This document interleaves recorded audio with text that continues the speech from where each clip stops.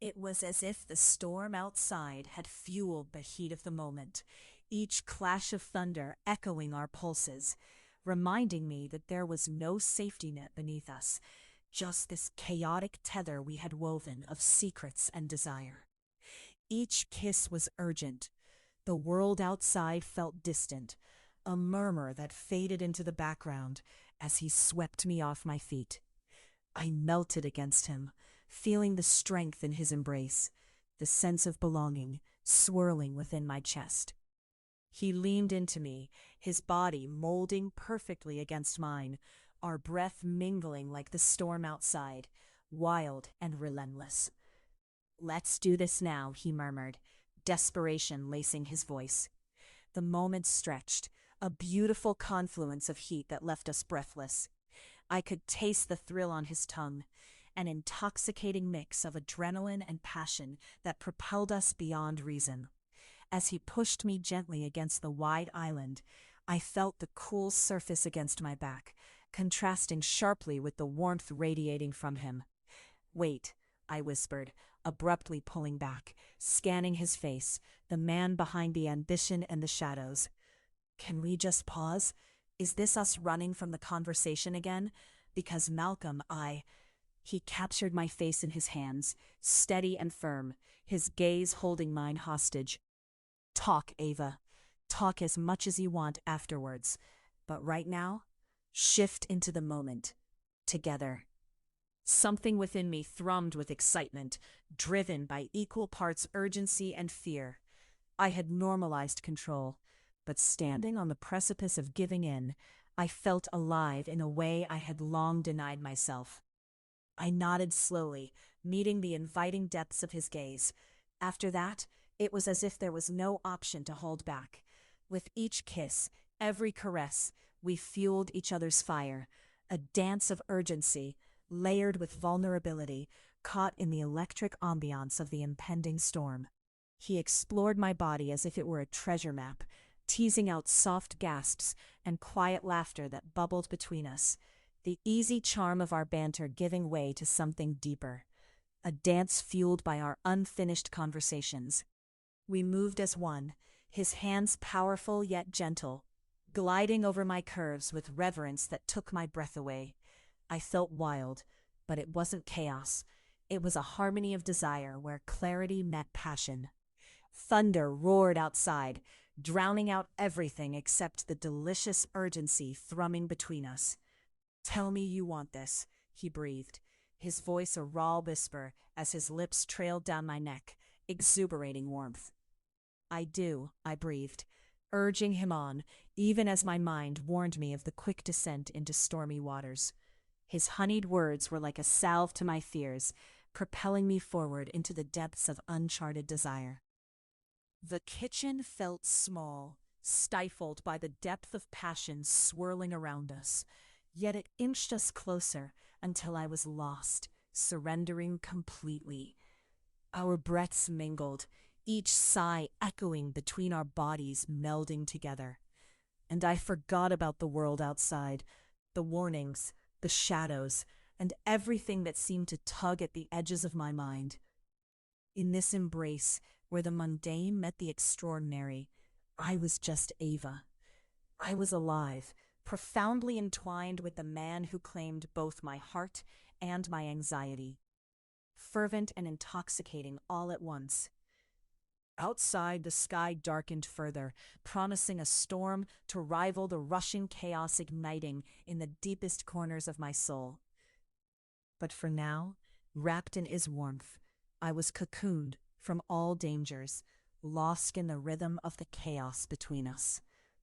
What warning signs were left to heed when all I felt was the thrill of the unknown? As the evening air swirled with the scent of rain and desire, I embraced every shivering heartbeat, every forgotten truth, shoving aside the shadows that dared to creep in, determined to focus only on the wild sensation of being alive, right here, right now. As we moved together, enveloped in our own universe of passion and connection, I couldn't help but wonder, how long could we continue to dance on the edge of danger, waiting for the other shoe to drop? Tell me later, he whispered against my skin, pulling me closer still, even as the storm brewed outside, hinting that the night was far from over. Chapter 19. Jealous Rivals. The office buzzed around me, a whirl of endless tasks and ringing phones, but my focus lay solely on the pristine white folder in front of me. A mere compilation of contracts, yet each page felt heavier than the last, a weighty reminder of the chasm that had opened up between self-assurance and desperation since my initial encounter with Malcolm. My heart thudded as I stared at the bold letters of the company's name emblazoned on the header. Orane Enterprises. I lifted my gaze, glancing through the floor-to-ceiling glass windows at the bustling street below. New York City in its chaotic splendor. Loud horns, a kaleidoscope of colors, and the smell of bagels and roasted coffee floating in through the cracks of the cracked pavement. I sighed, the city unrelenting in its vibrancy and potential, choices and paths grappling for my attention. Everything I aspired to hold was within reach, but it all seemed just out of grasp. Doing okay over there? Carla, my office manager, leaned against the doorframe, her arms crossed and a brow arched, a mix of concern and amusement. I plastered a smile on my face. Just peachy. Peachy, huh? Because I look at you and see, well, less peachy and more could use a hard drink. She closed the distance, snatching my glass of water from the desk. She took a sip, smirking. What's eating you, Ava?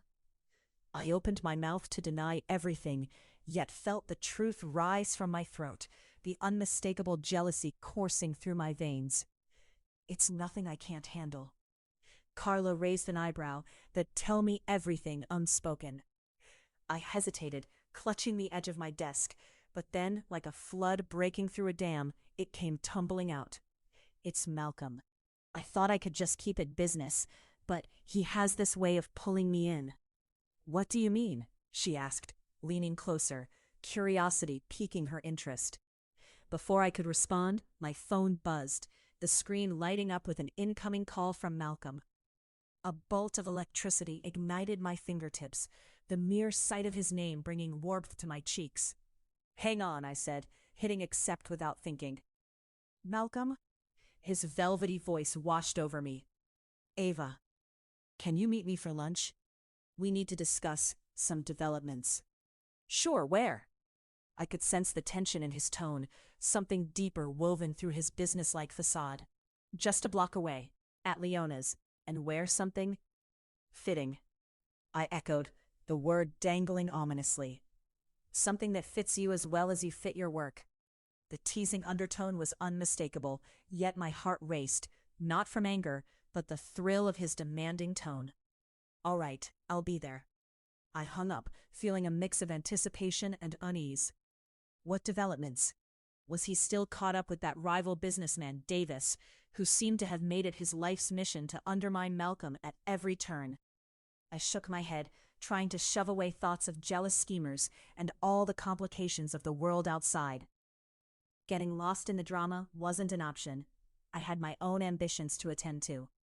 As I maneuvered through the glossy corridors of the skyscraper where I worked, I fixed my makeup in discreet reflections, taking in the wild craft of curls framing my face and the deep plum lipstick that felt a tad too bold.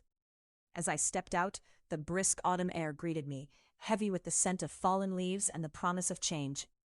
Upon arriving at Leona's, a chic little spot boasting minimalist elegance and an intimate atmosphere, I found Malcolm already seated, looking every bit the enigmatic businessman in a fine charcoal suit that hugged his frame just right. I often felt lost in the disparity of our worlds, and yet he had a way of making me feel in sync, even when tension simmered beneath his calm surface. Late as usual, he remarked, but the playful glint in his eyes softened the bite of his words. I'd blame the traffic, but I know that's a lie, I said, taking my seat, my body tingling at the feigned reprimand that had come to feel almost flirtatious. Malcolm leaned forward, scanning my face with an intensity that caused a rush of warmth to surge through me. You look immaculate, though a touch distracted. Maybe I'm just good at pretending, I shot back, biting back a smile. He chuckled softly, the kind of laugh that echoed in the depths of me, and a flash of something darker flickered behind his eyes. Was it protectiveness or something else? If only that were true. We both know you're a powerhouse. What are you saying, Malcolm? That I'm faking my way through this job? He straightened, the casual air dissipating, replaced with gravitas. I've come to realize that it's not about the performance, Ava. It's about the stakes. Glancing around, I noticed out of the corner of my eye a tall figure making his way across the room. Davis Morrison, clad in a flashy suit that screamed arrogance. My stomach knotted. Isn't that your competition? I whispered, trying not to let the uneasy feeling spill into my voice. Malcolm followed my gaze, a shadow of annoyance crossing his face. Yes, I was hoping to avoid him. But Davis crossed the space toward us with all the insufferable confidence in the world. Well, well, if it isn't the indomitable Malcolm Orane and his latest bright star. His smile was manicured but undeniably insidious. Davis, Malcolm greeted, his tone flat. What do you want? Just here to see how you and your acquaintance are holding up. He gestured toward me with a flourish. Ava, right? They say you've got quite the clever mind working for you. Oh, I'm sure they're exaggerating, I replied, the tension edging into my tone. Not at all, Davis said, leaning against the table casually, his eyes darting between us. Word is you're privy to some sensitive operations. Wouldn't it be a shame if information got mismanaged? I felt Malcolm stiffen immediately, the air solidifying with the weight of the threat veiled behind Davis's smooth words. How's your little enterprise doing? Malcolm replied, his voice cool but laced with an undercurrent of menace. Flourishing, Malcolm. Some would say that it's easy to grow when you aren't polluting the waters, Davis said casually, like a predator testing its prey. I shifted, caught in the crosshairs of this sparring match, my palms sliding across the smooth surface of the table as the palpable tension escalated. Careful, Davis. Water's murky, but it has the power to drown, Malcolm replied, his words rich with an ominous warning that sent shivers down my spine. Touché, Davis replied, feigning a generous smile with malice lurking just beneath its surface. When you're ready, Ava, just know that my door will always be open. With that, he turned on his heel and sauntered away, leaving a trail of unease that pooled thickly between us. Charming, isn't he? I muttered, trying to break the tension. Malcolm leaned back, eyes blazing with frustration. Charming might be pushing it. He'll try to play us against each other, just a reminder that nothing is unchecked. There's no way I'm letting him pull me into his games, I insisted, feeling a rush of indignation. I'm fully capable of holding my own here. Malcolm raised his brow, that familiar glint of admiration flickering back into his gaze, mixed with something heavier.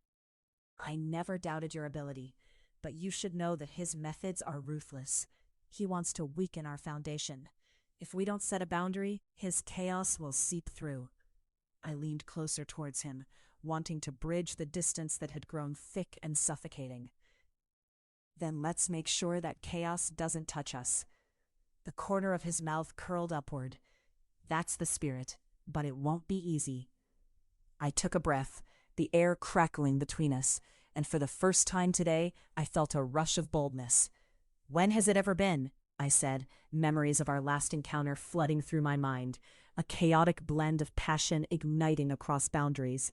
And I knew, if we were to face this, it would be with fire. At that moment, I felt the pull of something more profound than rivalry surrounding us. The weight of our connection pressed heavily against the edges of my ambition, the hunger buried under formalities and layers waiting to be uncovered. Let's not waste the afternoon, Malcolm offered, his tone laced with a subtle promise. Come on, Ava. I found myself rising effortlessly, drawn by the gravity of his presence. Where to? His smirk was playful, seductive. Just follow me. We exchanged lingering glances as we walked out of the restaurant, and as soon as we stepped onto the busy street, The city seemed to blur into a vivid haze of energy and adventure. I hadn't realized until now just how powerful his influence was, mingling with my own determination, a force fueling me from within. We stopped short, his hand suddenly grasping mine. The warmth of his embrace sent shivers through my spine. A silent earthquake of desire and unspoken promises. "I want you to know," he said, his voice deep and low, "no matter what happens with Davis, I'll protect you." Just then, Davis's voice echoed in my mind, but I brushed the thoughts aside, holding on tightly to Malcolm's hand. "And I appreciate that, but I've got to protect myself too," I countered, reveling in the exhilaration of our banter. "Then let me help you," he said, his eyes fixing into mine with an intensity that felt as if he were reaching directly into my soul. "All right, partner," I grinned. "Let's conquer this city together." Malcolm's lips met mine suddenly, pulling me into an electrifying kiss that sent every thought of doubt fleeing. I felt alive as his grip tightened, the world around us melting into oblivion. His tongue coaxed mine, a delicious dance filled with fervor that left nothing on the table. Wall after wall crumbled down until all that remained was the heady rush of connection, chemistry, and audacity. The kiss was a storm, rising and crashing, but when it broke, we were left breathless, a flush burning across our cheeks. The moment stretched, a delicious taste of what was to come glistening on our lips. Yet the air vibrated with the understanding that a battle was raging on the horizon, and our hearts were already embroiled. "Ready for the chaos?" Malcolm asked with a wry smile. "Ready for anything," I replied, my heart racing with intoxicating fervor. Chapter 20: Defensive Measures. The steel-gray skyline loomed heavy against an uncharacteristically warm November afternoon, the setting sun spilling molten gold onto the glass towers of downtown. I leaned against the cold marble of my office window, the city below alive with frenetic energy. It was a world brimming with promises and defeats, yet somehow it all felt distant. My heart raced, caught between the intoxicating thrill of Malcolm's presence and the growing shadows of uncertainty. "Have you ever danced on the edge, Ava?" He had asked me that during our late-night calls, his deep voice igniting something fierce within me. Malcolm Orane was a tempest, a man who strode between worlds with a grace I could hardly comprehend. The last time we'd been together, his protective instincts had radiated off him like heat from the asphalt on a summer day. He had witnessed the layers of my ambition, a strategist in cybersecurity by day, embarking into uncharted emotional terrains by night. But tonight felt insurmountably different. A knock at my door yanked me from my reverie. I turned to see Naomi, my closest friend and fellow cybersecurity consultant, slip into the office, her expression a curious blend of intrigue and humor. "Are you still staring out like a lovesick puppy?" Naomi teased, smirking as she crossed her arms. "Honestly, Ava, it's like you're waiting for him to sweep you off your feet." I turned away from the view, my pulse quickening at the mention of Malcolm. "He's not just some fantasy, Naomi. This is real." "Real? A billionaire with hidden underworld connections? You sure you want to play that game?" she quipped, rolling her eyes. "There are risks involved, you know. I don't think he's just in it for the boardroom excitement." "No, it's not just that." I took a deep breath, grounding myself. The stakes were higher than anything I'd faced before, and Malcolm had shown me a way out of my carefully curated cage. I need to trust him, but I'm terrified of everything that comes with it. "Breathe, Ava," she said, sensing the tension straining between my thoughts. "You made a plan. You're not a pawn in someone else's game." Her words sunk in, and I squared my shoulders. "Good advice, but it's not Fia. We'll handle it together." Before I could continue, Naomi's serious expression shifted to something lighter. "We need to celebrate your latest promotion and potential collaboration with that tech firm. Live a little." She flicked her wrist dramatically. "I say we ignore the drama and hit that new sushi place." "But the risks," I began. Ignore the risks tonight," she interrupted playfully. You can argue with your heart during the day. I allowed a smile to break my careful demeanor. Okay, sushi does sound good. We gathered our things, the conversation spiraling into lighter topics cloaked in laughter, an antidote for the tension that encircled me, like a serpent ready to strike. Arriving at the lavish sushi restaurant, the atmosphere was vibrant, the air filled with sounds of laughter and clinking glasses. The sushi bar, framed by wooden beams and soft lanterns, beckoned with promises of pleasure and the unexpected. No sooner had we settled into our seats than I sensed him, Malcolm, cloaked in familiarity, walking through the doorway like he owned every beam of light in that room. The moment our eyes met, the world around us fell away. I knew there would never be another night quite like this one. He strode toward me, the way he did with an unshakable confidence, an authority earned rather than demanded. Ava, he greeted, his voice a warm, rich timbre that filled the space between us, wrapping around my heart like a debt I'd willingly incurred. Malcolm, you made it, I offered a lopsided grin, feeling the very air thrum with our shared energy. I wouldn't dare put you at risk when there's a heightened threat. I'm here to ensure you're safe, he replied, his eyes darkening with undertones that hinted at the unspoken. Oh, come on, I protested, waving him off, mirroring Naomi's earlier advice. I can handle myself, you know that. Except you don't know what I know, Ava. He leaned closer, his breath a subtle challenge against the backdrop of laughter and clinking plates. I need you to recognize the danger lurking, at least while I'm in the picture. Okay, I shrugged, relishing the way his magnetism drew me in. But tonight, let's just focus on eating, and maybe a little mischief. Wouldn't dream of anything less. He smiled, the corner of his mouth turning up as if he shared in an inside joke. As the night unfurled, our small table morphed into a theater of both absurdity and intimacy. Naomi quipped back and forth with us, her laughter filling the space, acting as a soothing balm. The contrast between the heightened dialogue and the underlying current of tension was palpable, like the extremities of a taut rubber band. One wrong move would snap it. Do you think you could pry any secrets out of our illustrious Malcolm? Naomi asked, leaning over the table with a conspiratorial grin. I mean, he has the whole brooding tycoon thing on lock. What's his story? Oh, you just wait, I winked, trying to deflect with humor, but Malcolm's gaze turned serious, his eyes darkening momentarily. They don't know you're not intimidated by me, he said, a note of incredulity wrapped in genuine admiration. That's not quite true, I retorted, feeling my heart race. You're just a tall glass of trouble in an expensive suit. Why would I be intimidated? Within moments, an exchange meant to be playful ignited into something charged. The banter crackled, sizzling with an undercurrent that was unmistakable, a dance on the precipice of our desires. As the last piece of dessert disappeared and laughter faded to soft hums, Malcolm leaned in closer, his lips barely brushing the shell of my ear. Can I steal you from here?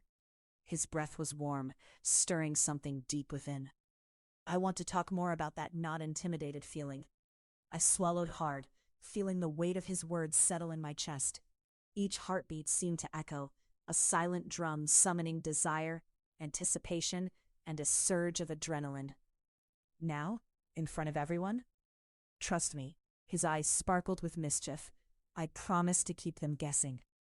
Somehow, sitting in a corner booth where a whirlwind of people and laughter existed just outside our bubble, the idea of being stolen away felt both deliriously intoxicating and frightfully exhilarating. Fine. My pulse quickened at the thought, and I stood, taking his offered hand. As we navigated through the lingering buzz of humor and chatter, I felt the world peel away, reducing to the warmth radiating from him. Malcolm led me through the restaurant and outside onto the street, where the crisp night air stung my cheeks. I wasn't sure you'd come, he admitted, his gaze scanning the surroundings for any potential threats. That's the thing about me, Ava. The people I deal with don't care for loose ends. Then why not run? I blurted before I could rein my words back in. Why keep pursuing the connections you do? Because, he paused, his voice tight yet smooth. The thrill of the chase, forging paths where others wouldn't dare, has always drawn me in. But it's become complicated with you. And that complicates us? I teased gently, hoping to lighten the profound shift in tone. With a roguish grin, he stepped closer, our bodies almost brushing. You want to complicate us further, or do we leave it as is? Before I could answer, the fight seemed to break loose. He captured my jaw with an intensity that held my breath between worlds. You should know, Ava, he murmured, brushing his thumb across my cheek. I don't back down without a fight. The magnetic pull drew me in, body and soul. As his lips crashed against mine, any remnants of doubt fell away. There was urgency in the kiss, a desperate sweetness combined with the promise of conquest. Malcolm, I breathed, my hands weaving through the contours of his jacket, feeling the sharp angles beneath the fabric, the man beneath the many layers. Suddenly, the chaos of our surroundings melted as I surrendered to him entirely. The kiss ignited sparks, shooting through me, unraveling years of guarded resolve. Our bodies aligned, and I pressed closer, eager for the intoxicating rush that ignited between us. For the way our chemistry ignited like fireworks against the dark canvas of the night. Yet just as the embers of passion simmered, a distant shout rang out. Malcolm, there you are! It was his business associate, solitarily intervention-prone, seeking to shatter the moment we had craftily woven. Damn it, he muttered under his breath, pulling away reluctantly, yet still holding my gaze. I caught a flicker of annoyance, mixed with something much deeper. Quick chat, and then we can pick right back up, he promised, and as he stepped back, the warmth faded just slightly. All right, but I want answers later, I replied, crossing my arms defiantly. I wanted to probe the depths he carefully guarded, stirring up his secrets like an artist revealing paint on a hidden canvas. He gave me a ghost of a smile before turning his attention to the approaching figure. But the moment of connection lingered like a volatile charge, woven into the very fabric of our beings. When Malcolm faced the interloper, the change in him was electrifying. Something fierce awoke behind his brilliantly dark eyes, branding him as predator and protector in equal measure. Whatever conversation ensued, however, would push us further down a path both dangerous and exhilarating. As I stood there, knowing the tension was far from over, I whispered to the night, "This is only the beginning." Chapter 21. Reconnection. It happened in an instant, the moment I realized how intertwined my life had become with Malcolm's, how his shadows danced in the periphery of every bright corner of my mind. I stood in the soft glow of the late afternoon sun, filtering through the kitchen window, its warmth a palpable reminder of what I was missing. I inhaled the familiar sense of burnt toast and freshly brewed coffee, memories of late-night conversations and laughter echoing in my thoughts. But above all, there was a yearning tinged with heat, a fire stirred by the absence of his voice. Seriously, Ava, if you're still thinking about him, just text the man, my best friend Kayla said, leaning against the counter with crossed arms. The remnants of her attempt at culinary creativity were sprawled across my unkempt kitchen, flour dusted like snow, and bright red tomatoes scattered in a half-hearted salad. She flicked a strand of hair away from her face and held her eyebrow up in challenge. I can't just text him, Kayla. It's complicated. I poured myself another cup, trying to drown out the echo of his name. It was drifting around my mind like a mantra, each syllable fragrant with desperate longing. Are we really doing the it's complicated thing right now? She laughed humorlessly. You've been moping like a lovesick puppy for weeks. What's complicated about wanting to jump his bones? She eyed me coyly, mocking an exaggerated pout reminiscent of a Twitter meme. Friendship? I retorted, but the breathiness in my voice betrayed me. There was no denying it. I wanted Malcolm with a fierceness that bordered on reckless, a churning intensity that made my skin taut with desire. Friendship? You two were sending heart emojis at 2 a.m. Do I need to remind you of that steamy conversation about password protection? That's not just friendship. That's a let's take this offline request if I've ever heard one. I moved to the sink, rinsing off a dirty plate, but the spark of laughter in her eyes drew me back. Fine, maybe I do want to see him, but I don't know how to approach it. My voice softened, almost drowned by the sound of running water. It wasn't only Malcolm's magnetic presence I craved. It was the secrets entwined in his laughter, the vulnerability I had yet to fully grasp. Start by simply texting him, "I miss you," and see what happens. Kayla's words settled over me, stirring a tempest of emotions that had been locked away since I'd reluctantly turned my back on the thrill of his company. What I was feeling was real, not some transient fascination, but the uneven limbs of a burgeoning relationship stretching between us, fragile yet insistent. "Maybe I will," I replied, half-heartedly resisting the surge of excitement that accompanied her suggestion. Each heartbeat in my chest felt like a rebellious drum roll leading to the inevitable. Good. I'll be waiting for the fireworks. Satisfied, she smirked, unfolding herself from the counter. And by fireworks, I mean you two in a sultry embrace, preferably after you've confronted your emotional baggage. I scoffed, trying to mask the flush creeping up my cheeks. Who am I? A character in a romance novel?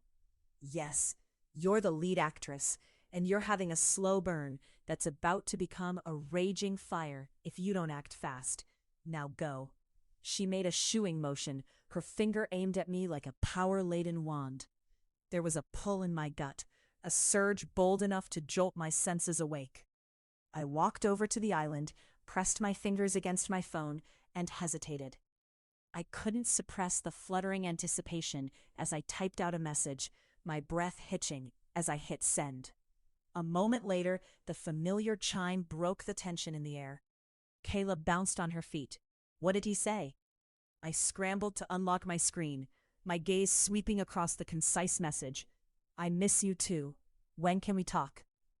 A wave of warmth washed over me, settling in my chest. He wants to talk. My eyes widened, brimming with renewed hope. When do I tell him I want to see him? Now, before you start second-guessing and turning into a hermit again. Kayla's enthusiasm sparked something inside me, the flickering embers of courage igniting into a full blaze.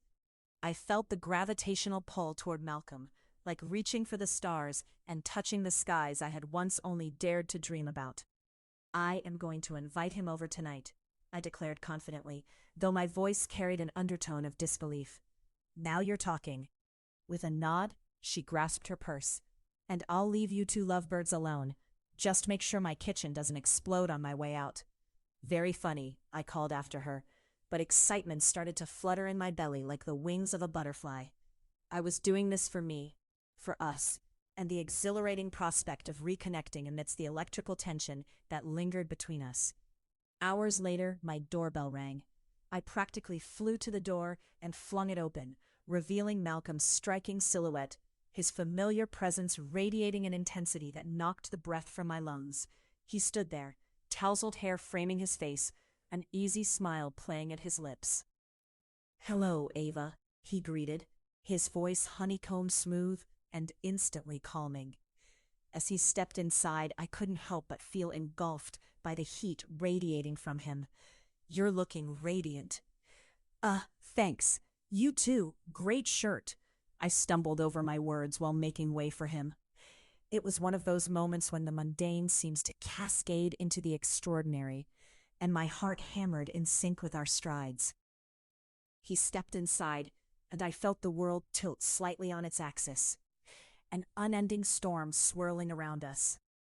I leaned against the kitchen counter and gestured to a bottle of red wine I had opened earlier. "Care for a glass?" "I'd love one."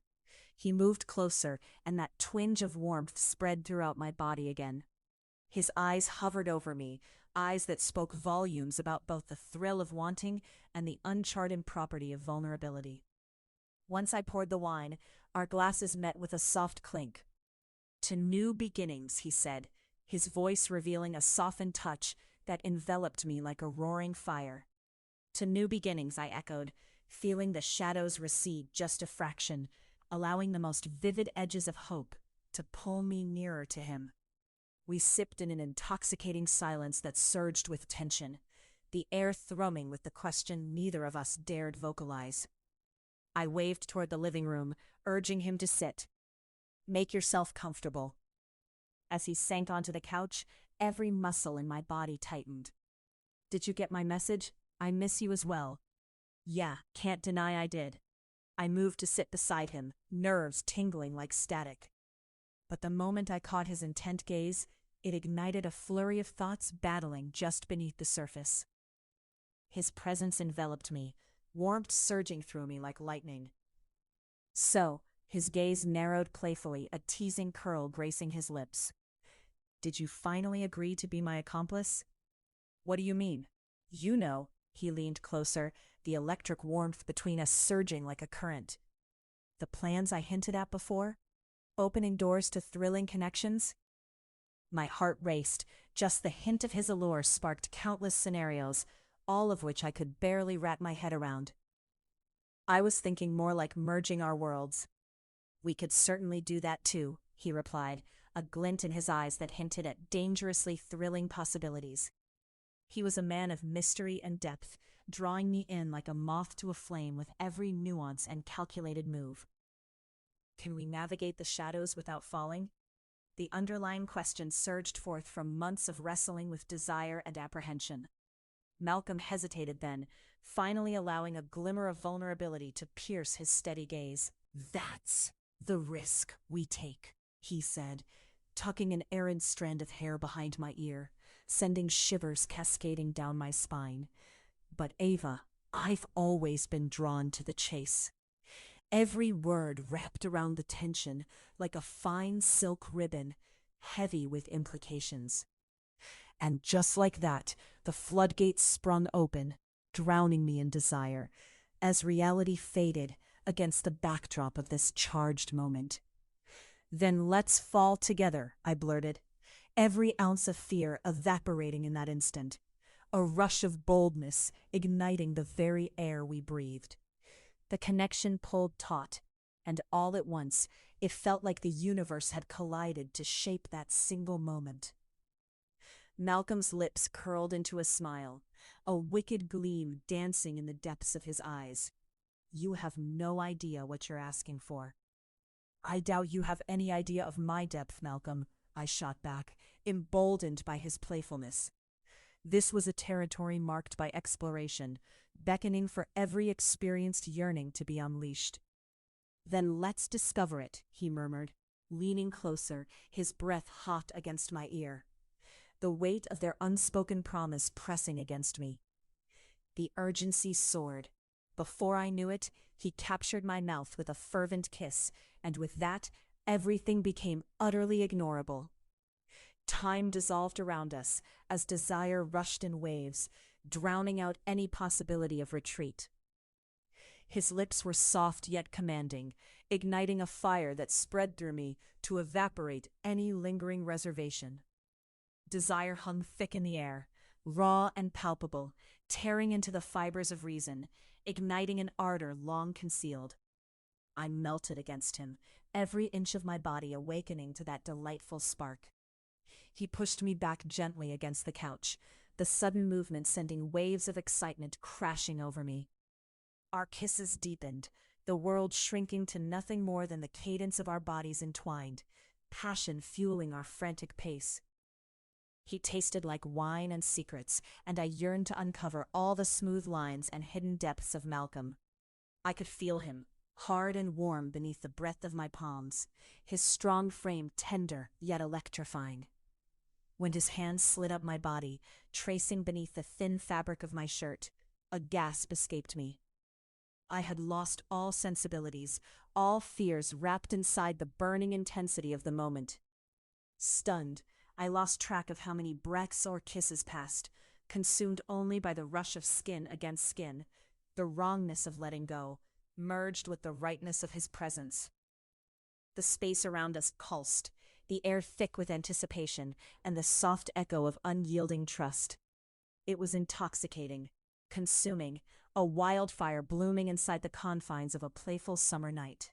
"Tell me to stop, and I will," he whispered against my ear, voice thick with longing as my nails traced the contours of his powerful shoulders. No, I breathed, every fiber of my resolve unraveling. Don't stop. His chuckle brimmed with mischief, a smooth caress on the embers already ignited between us. And yet with each breath, he drew me closer to the edge. There was undeniable power in our connection, a palpable understanding that dared to question everything. As our kisses deepened again, I reveled in the collision of our worlds, a wild exploration forged in happiness and secrets.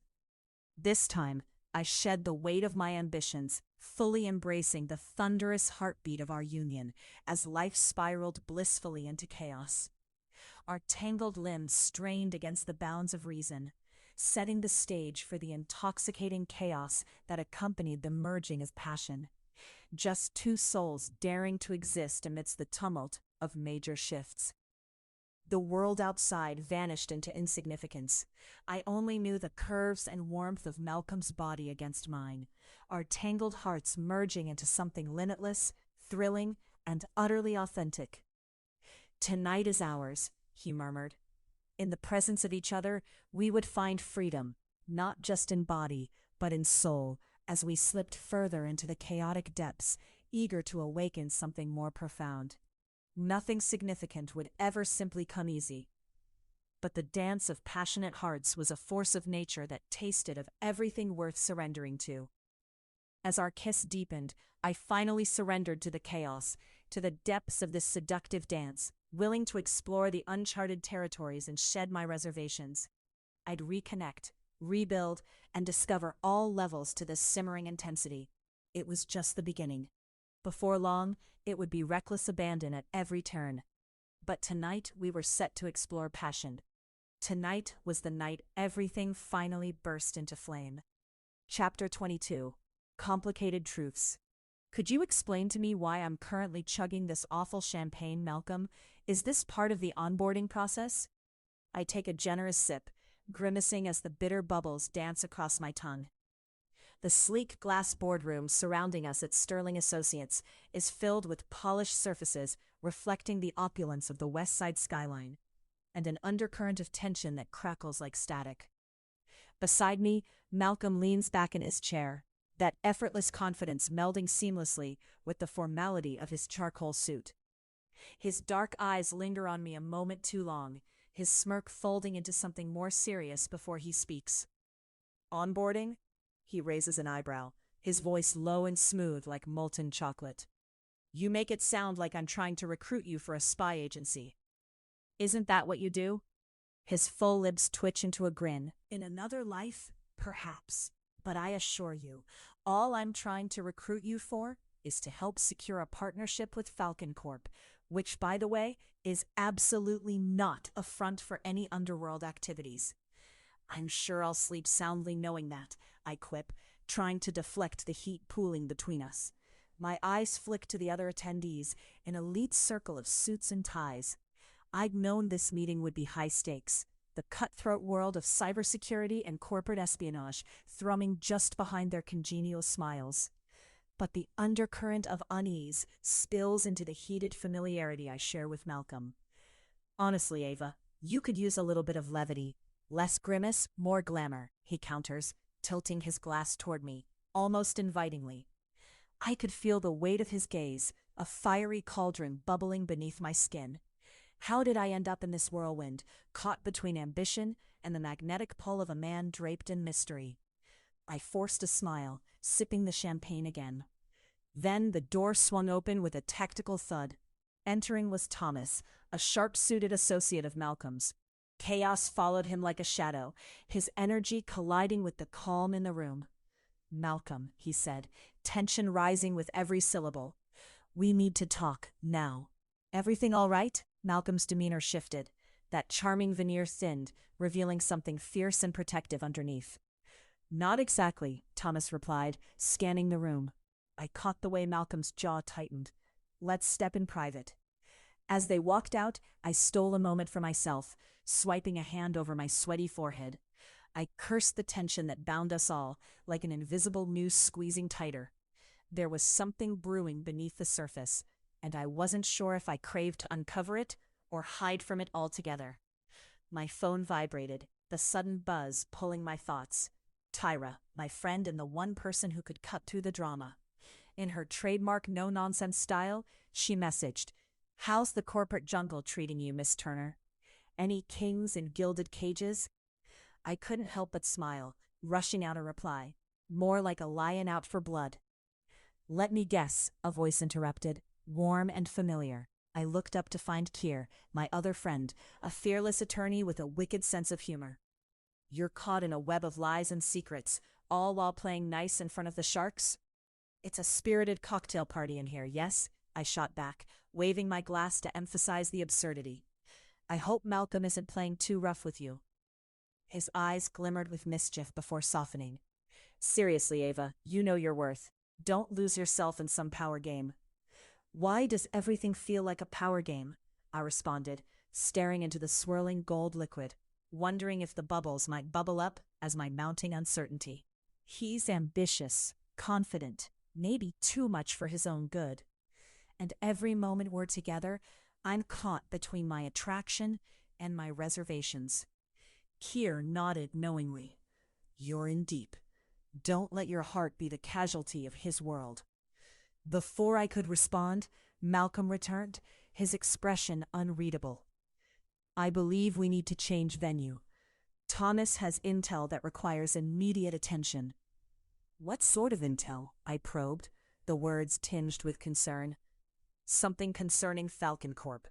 His voice took on a gravitas that wrapped around my senses like fog. "That can't be good. What's really going on?" "None of your concern, and it's best to not dwell on it. Let's stick to the matter at hand." Thomas cleared his throat obnoxiously, stepping around Malcolm like a hound on a leash. "We need the documents he keeps encrypted. We're facing opposition that could endanger everything." "Let's get moving then." Malcolm turned towards me, his eyes molten steel. "You coming, Ava? Bring your expertise." With a flutter of urgency, excitement mingling with fear, I nodded, joining them as we wove our way through the quiet hallways, our footsteps echoing in the otherwise muted tension. I needed to be there, to understand, to keep myself grounded. The edifice was vast and cold, resembling a fortress, a jarring juxtaposition to the warmth that had surrounded us earlier. We entered a dimly lit room lined with monitors flooding with data. I could smell the metallic tang of fear in the air and feel the tension prickling my skin. "Here's the situation," Malcolm said, his commanding presence settling like a storm cloud over us. "We're in dangerous waters. Someone's trying to breach Falcon Corp's network, and they believe I'm behind it." Keir's voice, calm yet assertive, broke the moment. "They're insane." "But are they?" Thomas interjected, aggression lacing his tone. "You've made enemies before, Malcolm." "It's irrelevant. We need to devise a countermeasure." I jumped in, adrenaline springing forth from an instinctive need to prove my worth. "We can set up a decoy network, redirect their efforts." Malcolm turned to me, surprise flickering across his features before he fell back into himself. "You work quickly. I like that." "We don't have time for flattery. Let's put this into action." Thomas and Keir began to strategize, their voices overlapping as they delved into algorithms and potential vulnerabilities. But I found my attention flitting back to the man beside me. His posture was tense, like a top-coiled spring. I wanted to reach out, to soothe the storm brewing inside him. Voices around us faded into a hum as I focused solely on Malcolm, his breath steady despite the brewing chaos. "You seem distracted," I murmured, the humor bleeding into something intimate amid the tech-laden chaos. "Because you're here." His voice lowered, feeling heavy with unspoken truths. "What we're dealing with isn't simple. You deserve to know." "Why do you keep wanting to protect me from the truth?" I pressed, my heart pounding not from fear, but the need to unravel this knot. Because the truth isn't always what it seems, he replied, a serious weight nestled in his words. And knowing could lead to something you're not prepared for. I'm prepared for everything, I challenged, stepping closer. The air felt electric, shivers dancing down my spine. I don't think you understand. I understand more than you know, Thomas interrupted, waving a folder in the air. Guys, we don't have time for melodrama. The document is here. We can't waste it. Throw it on the table, Malcolm snapped, and complexity flickered in his gaze, a turbulent storm of vulnerability battling focus. I leaned closer, a whisper gathering between us in the cacophony. What are you hiding? But before he could respond, the lights flickered, darkening with an abrupt malice. What the? Kier exclaimed, grounding back into us. In that twisted moment, chaos flooded the room. Monitors blurred into static as alarms blared and the room surged with frenzied energy. Emergency lockdown initiated, a clipped voice out of the speakers warned. All personnel, evacuate. Get to the exit, Thomas shouted, scrambling for the door, but Malcolm stood rooted, his focus locked on me. Stay close, he ordered, his tone a fierce command that sent a shiver of exhilaration through me. We dashed down the emergency hallway, the world outside spinning outward. As we pressed forward, the alarms raged like a tempest. Fear and adrenaline coiled within me, igniting every nerve. I turned to Malcolm, breaths mingling as we rounded a corner, the metallic scent of sweat and panic filling the air. Get out of here, I shouted over the clamor. I don't want to slow you down. This isn't about that, he gritted through clenched teeth. Then what is it about? I replied, vocalizing the pit of urgency that gripped me. You can't just shield me from this, not anymore. He flattened against the wall, his hands firm on my shoulders. Ava, I need you to see something. Before he could finish, the ground shook with a resounding crash, throwing us against each other.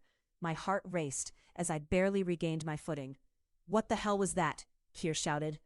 Gunfire, Malcolm discerned, glancing into the chaos. This is bigger than we thought. Without realizing I was doing so, I reached for his hand, feeling the solid heat of his palm. You can't shield me from this, Malcolm.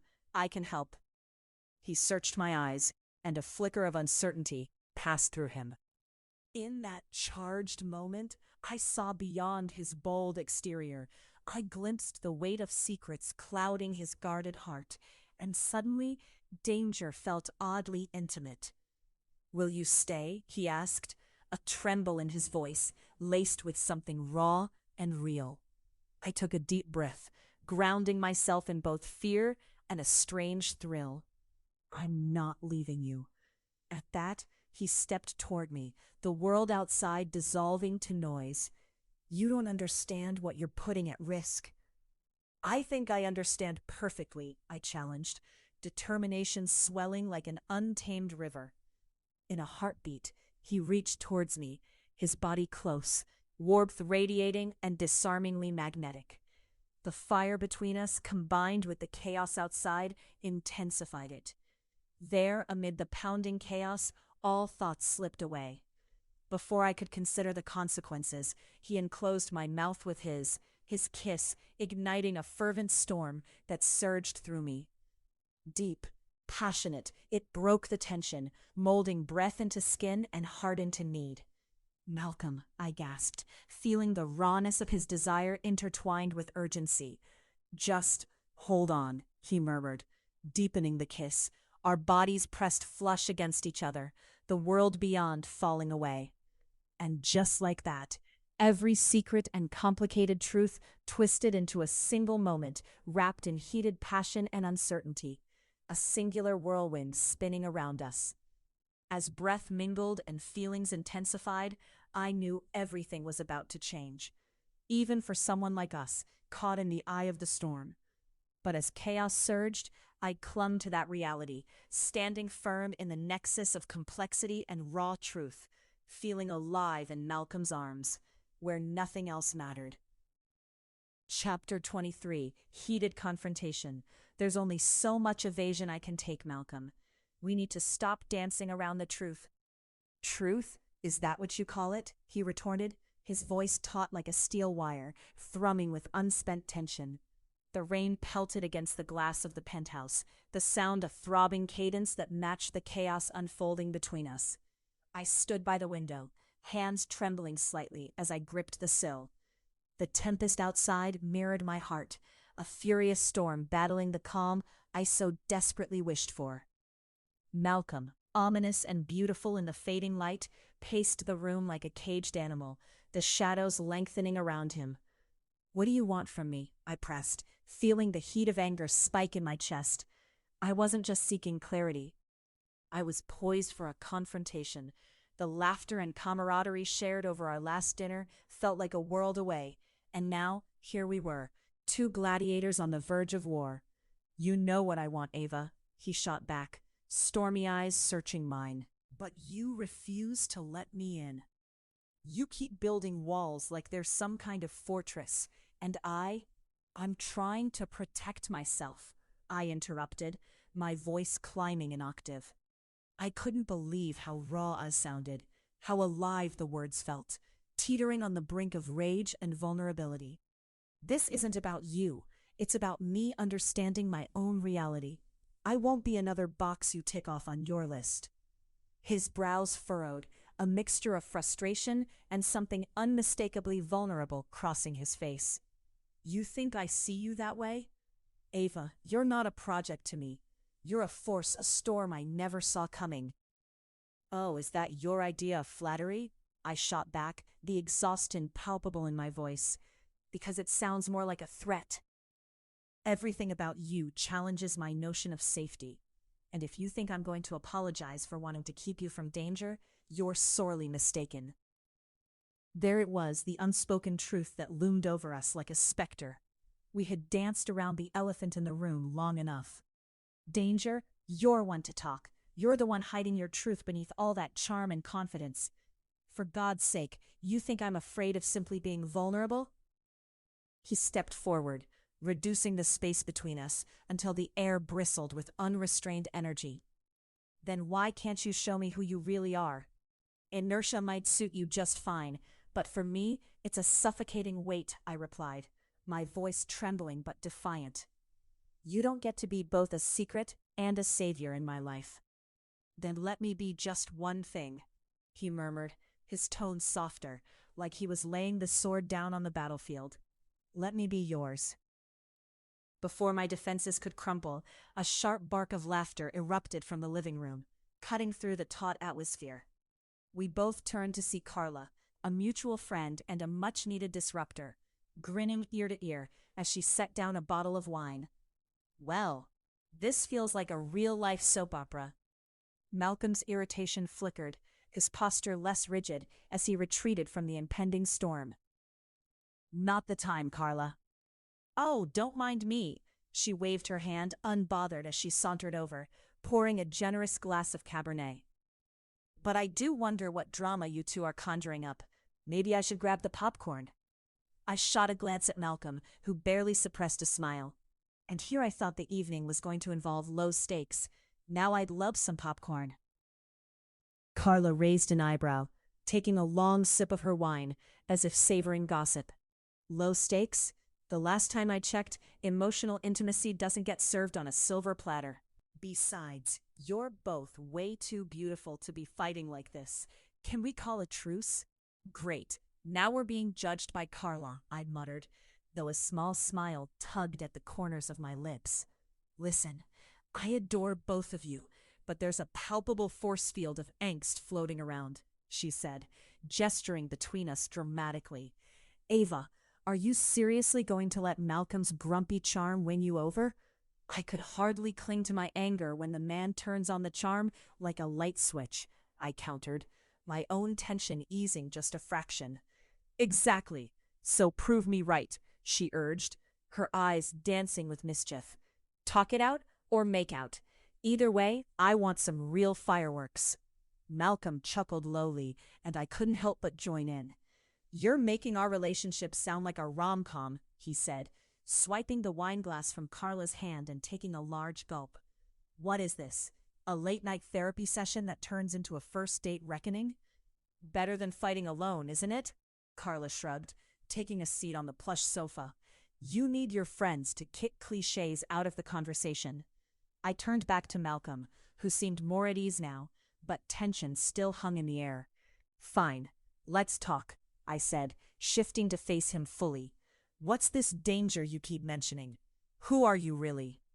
Malcolm's smile faded, replaced by a shade of seriousness that curled my stomach into knots. There's a lot I can't discuss, Ava, but I will tell you that I was drawn to your intellect because you're unfathomable, and that frightens me. What frightens you? I asked, the storm of curiosity pulling me closer again. Me?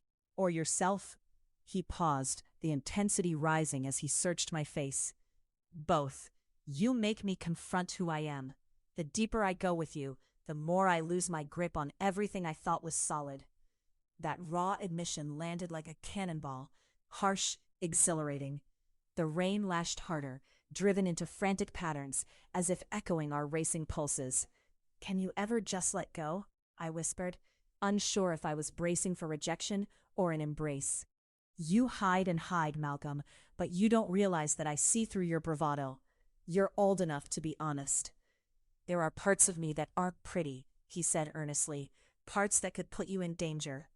Danger is just a part of life, I said, my heart racing with a mix of defiance and daring. I'm not afraid of you, Malcolm, or whatever darkness you wear like a cloak. I'm afraid of losing the chance to know you completely. Malcolm's eyes shifted, the depth within them igniting a fire I had never seen before. You'll regret it, he warned, his voice low and husky, the weight of both promise and threat hanging thick between us. I took a step closer. Show me then. And just like that, the fragile thread tethering us unraveled, our tumult breaking into something raw and unrestrained. Malcolm surged forward, capturing my face in his hands, and the world around us faded as our lips crashed together, fierce and demanding.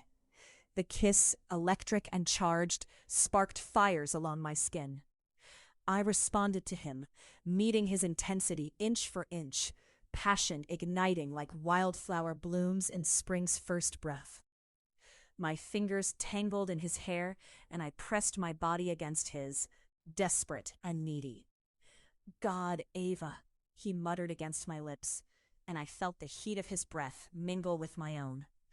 Do you even breathe? Not with all this going on, I gasped back, pulling him closer. He responded by deepening the kiss, his hands gripping my waist as if he feared I might float away. Reality moaned like the thunder outside as I tasted the salt of the ocean in the air. My heart thundered in sync with the storm, the need for him overpowering all sense of caution. We were raw and reckless, caught in a whirlwind too powerful to resist. In the haze of heat and torrential rain, we staggered toward the sofa, and Carla's appraisal quickly turned into delightful squeals, dissolving with laughter. As I live and breathe, these two are the most chaotic couple I've ever witnessed. Yet the laughter faded into the background as I lost myself in Malcolm, his strength enveloping me, body against body, heart against heart. Our passionate rhythm surged and swayed, guided by an unspoken connection deeper than secrets and scars. Time warped. It blurred and melted, becoming a dream state of tangled limbs and gasps of breath. I surrendered to the tempest within him, his essence enveloping me, thrilling and fierce. Every kiss was a fierce promise, every touch a gentle rebellion. It was a truth I dared to embrace, a union of fierce passion ignited in shared vulnerability. And beneath the storm's hammering fury, an intricate dance of heated confrontation and fragile resolution began anew. As the storm shrieked outside, I knew this could change everything, not just for us, but in every corner of our complex lives. I would stand beside him, through danger, through beauty, through life unleashed. And somewhere in the echoing chaos of it all, I found my voice. Let's stop with the secrets, I murmured, even as his lips traveled across my neck, igniting sensations that stole the breath from my lungs. If I can't have all of you, I might just unlock something I can't close. Malcolm paused, his warm breath locking my gaze onto his. Ava, you're my storm that I can never contain, and you'd be wise to remember that even a tempest can be beautiful. Then let's embrace it together, I urged, the words hanging like the storm clouds above, heavy yet exhilarating, and full of unraveled possibilities. For the first time in what felt like ages, I dared to trust. Trust the spark between us. Trust the passion ignited. Trust in everything tethered to this heated confrontation. Chapter 24, Whispers of Doubt. The city flickered outside my window, a blurred landscape of headlights and shadows, painting textures of anxiety across my skin. My apartment, usually an oasis of calm, felt more like a cage tonight. The faint scent of sandalwood wafted from the candle flickering on the coffee table. But it offered little comfort against the weight of the news I had just received. Just moments ago, I had shared dinner with my friends, each course alternating between flavors of laughter and conflict, until the conversation turned, snapping against the tender facade of camaraderie. I don't know, Ava, Marissa said, her voice a cautious whisper beneath the upbeat chatter of our gathering. There's something about him. I mean, he has that whole vibe. You know? Vibe? Please elaborate, Marissa, I shot back, crossing my arms tightly. My heart raced, its beat an irregular echo of what I had hoped would be a night filled with nothing but reassurance. I ran a finger along the edge of my wine glass, feeling the delicate stem cool against my fingertips, grounding myself as I fought the growing tension. Dude, he's rich, Theo chimed in, leaning forward with an urgency that suggested a hunger for validation. And not just rich, he's the type who knows people that most of us only read about in headlines. That's kind of scary. They're not wrong, Ava, Marissa insisted. I saw the way he was with you at the gala. Intense. I'm not saying he's dangerous in the way of someone who'd hurt you, but there's a shadow there, and if I'm being real, it feels like you're tipping into something that could pull you under. I glanced around, my other friends quieting, uncertainty clouding the air like an approaching storm. My face must have expressed more than I intended, because Marissa reached for my hand, holding it with an earnest grip. We just want you safe. Safe? What does that even mean? I snapped, a flicker of irritation igniting within me. I'm secure in my work, my life. He's not the one driving this engine. I am. But what if he's just using you? Theo interjected, his voice laced with palpable concern. Guys like him always want something. It's just how the game works. Their skepticism churned bitterly in my gut. Malcolm Orane, with his magnetic smile and unwavering gaze, had transformed my world, making it vibrate with color when it once seemed draped in gray. You don't know him like I do. Okay, which version is it? Marissa's brow furrowed. The suave CEO or the dark character from one of those novels you love so much? You've told us both, Ava. Another wave of doubt washed over me, an uninvited guest. Suddenly, the laughter and casual sharing of cocktails seemed like a distant memory. I don't know, maybe both? I offered weakly, my fingers anxiously twisting the threadbare fringe of the couch. As if sensing the precarious balance of attention shifting, my phone buzzed against the table. I glanced at the screen to see a text from Malcolm lighting it up, a breathless invitation to join him later. Speaking of devils, I murmured with a tight smile, yet my friends weren't amused. You'll leave us here just to throw yourself into the lion's den? Theo joked, a dry humor surfacing in a strained laugh that lacked its usual spark. I rose to grab my phone, a wave of urgency propelling me forward. This is my life, my decision. But we care about you, Marissa pushed back, her voice rising, the underlying frustration now palpable. I know that, I shot back, my heart pounding. But you don't get it. He sees me in ways I'm only just beginning to understand myself. Or perhaps he's a mirage, Theo suggested lightly, an attempt at levity that ironically felt like a jab, a colorful distraction before the inevitable crash. An electric tension built, nerves fraying like exposed wiring. I knocked back the last of my wine, its warmth flowing through me, fortifying my resolve. You're overreacting. Malcolm is genuine. Then bring him around, Marissa challenged, her blue eyes sharp with an insistence that pierced me. Let us see this truth you're so confident in. Fine, I snapped, frustration tinged with defiance igniting my tone. I'll bring him to brunch. Dance on your judgment line, but know this, my path is mine, and who I choose to walk it with is my decision alone. Wow, a dramatic declaration, Theo smirked, folding his arms as if the argument had shifted yet again into territory of snarky banter. Team Ava, you in? Marissa asked, her eyes narrowing with playful aggression. I couldn't help but smile at their antics. Yes, just keep your I told you so faces ready. As the laughter punctuated the growing tension, I couldn't shake the feeling of being on a precipice, the exhilarating ride of newfound love and the shadows that whispered doubt. All I wanted was to know him, to truly know him, unfettered by the layers of perception and guarded intentions. Later, I stood before Malcolm's sophisticated high-rise. The night air was a cool embrace as I tossed the keys to my car into my handbag and carefully ascended the steps, determination mingling with trepidation. I could still feel the heat of our previous arguments tainting the air between my friends and me. I wasn't naive. I sensed something deeper in his secretive glances and powerful silences. When I stepped inside, the atmosphere shifted. The muted lights cast a soft glow across the sleek modern decor, and the aroma of cedarwood was thick, wrapping around me like a warm blanket.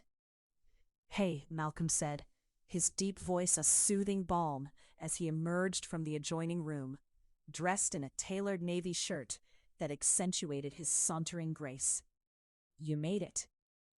I wouldn't miss it, I replied, my bravado steadying with each passing moment. His eyes danced with mischief as he stepped closer, our breaths colliding in the air like a spark ready to ignite.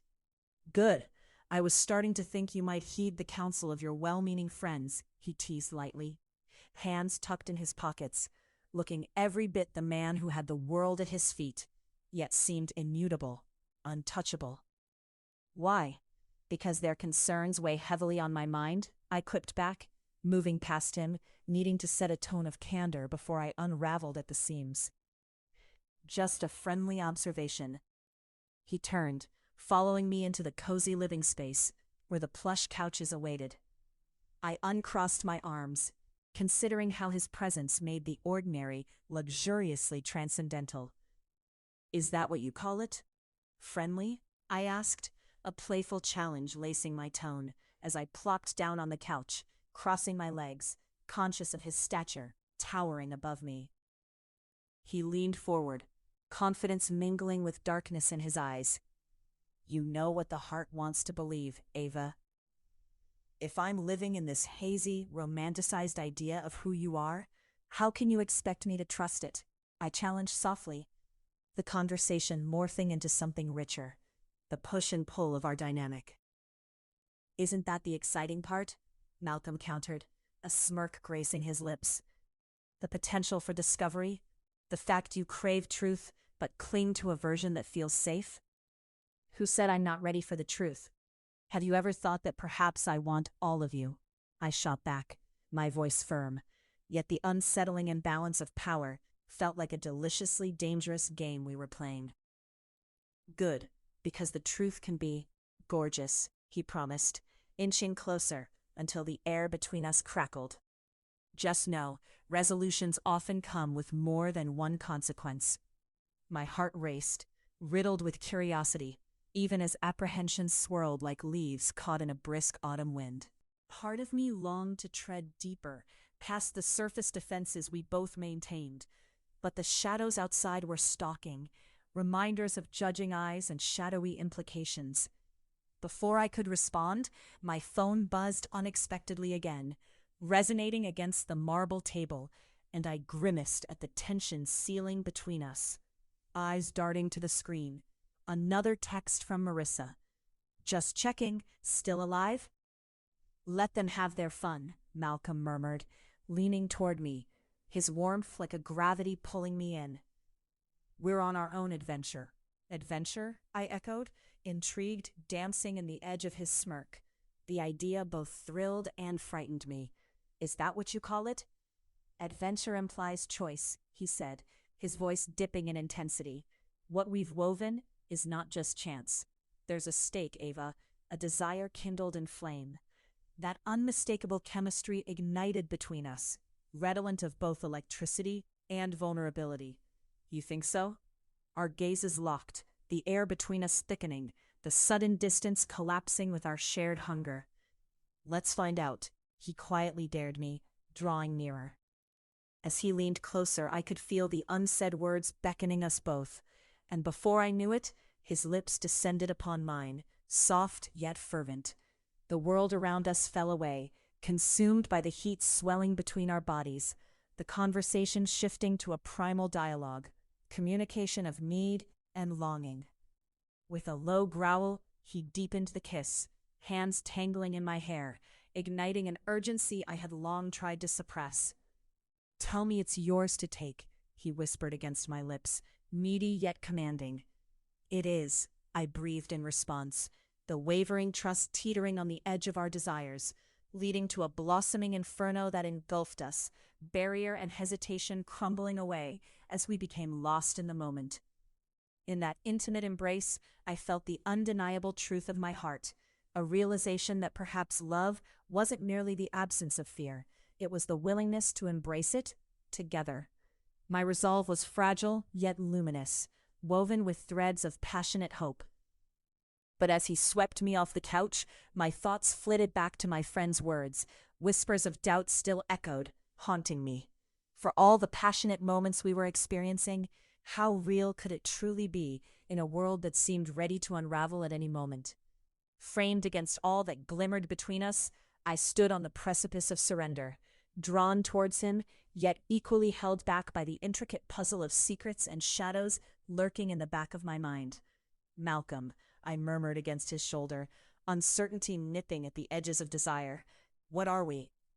"In this moment, we're everything," he replied, capturing my attention like a spell. And for all the hesitations thrumming within, I felt the warmth of confidence linger in the throbbing silence, a promise that love, no matter how dangerous, could always conquer the insecurities of my heart. As the night deepened, our laughter echoed against the impending shadows, brightly punctuated through the weight of whispered doubts, forging a path toward what could be, a journey carved not just by passion, but by the instinct of human connection, however flawed. And as we drifted beyond words, with uncertainties blurring into shadows, I surrendered to the insatiable allure of that pivotal moment, letting the veil of mistrust slip away into the embrace of something more profoundly, achingly beautiful. Chapter 25. A Storm Approaches. I stood at the edge of the marble countertop, my fingers rhythmically slicing through the fresh green peppers as I prepped for dinner. The smell of sautéing garlic wafted through the airy penthouse. A kaleidoscope of colors brightened the kitchen, vibrant tomatoes, earthy mushrooms, and the sharp white cheese waiting for its turn to melt. I cherished these rituals, the mundane act of cooking contrasting sharply with the undertow of chaos lurking just outside our glass-enclosed oasis. The world beneath us seemed to ripple with tension as dark clouds rolled in and blanketed the city. Thunder rumbled like a warning growl in the distance, synchronizing with the deep thud of my heart, anticipating the storm that had settled not only in the sky, but also in our lives. I glanced out the window, watching as the rain began to lash against the panes, each drop like a hesitant reminder of the impending tempest. Malcolm emerged from the hallway, shaking precipitation from his hair. His eyes gleamed with a mix of something dangerous and delightful, a storm of their own brewing beneath his calm exterior. "You know, I never considered myself a fan of rain until I met you," he teased, loosening his tie, revealing a glimpse of the muscular column of his throat. My heart stumbled. He had that effect on me. "Really? That's a pretty risky sentiment for someone who thrives on chaos," I shot back, a playful smirk tugging at the corners of my mouth. "Isn't that trademark Malcolm Orane thinking?" His laughter echoed, a deep, rich sound that made the kitchen feel warmer despite the gathering chill outside. "It's not chaotic to appreciate beauty when it storms." Besides, beauty can be found in unexpected places. He took a step closer, and the scent of his cologne mingled with the garlic-woody complex intoxicating. My breath hitched as he hovered near, his presence commanding the space without even trying. "What are you making?" "Fajitas. You'll have to survive without steak for a night," I said, keeping my tone light, but the weight of unsaid words fell between us like a delicate thread, tenuous yet unbreakable. "Looks delicious." He leaned against the counter casually, but I could sense the tautness in his posture. "You've turned this place into a gallery of colors, Ava. It's like you've bottled sunlight." "Flattery might not be your strongest weapon." I raised an eyebrow, trying to brush aside the rush of warmth and embarrassment that threatened to stain my cheeks. "Even the wolf prefers compliments to fangs," he shot back, eyes glinting mischievously. "And speaking of weapons—" "Not now." I shook my head, an involuntary shiver running down my spine. Conversations about threats and corporate espionage felt too heavy on a night when I had pictured laughter and lightness. Malcolm's playful demeanor shifted, revealing the cracks of a more serious undertone. "Ava, you need to be ready. Business isn't always kind. We've got the board looming, and my associates are restless. And we're still trying to figure out how to navigate the instability from that scandal last month." "Trust me, I'm aware," I replied, refusing to let my voice reveal the anxiety latched onto my gut like a parasite. His gaze held mine too long, a tension bubbling that sent color pooling beneath my skin. "I wouldn't want you to be in danger, not with everything that's at stake." "Why do you insist on talking about danger when we should be enjoying this moment?" I didn't want to acknowledge the worry creeping in. It felt disingenuous, a shadow threatening the intimacy that shimmered between us. The rain intensified, sheer curtains forming against the windows as lightning forked through the sky, illuminating his face in fleeting brilliance.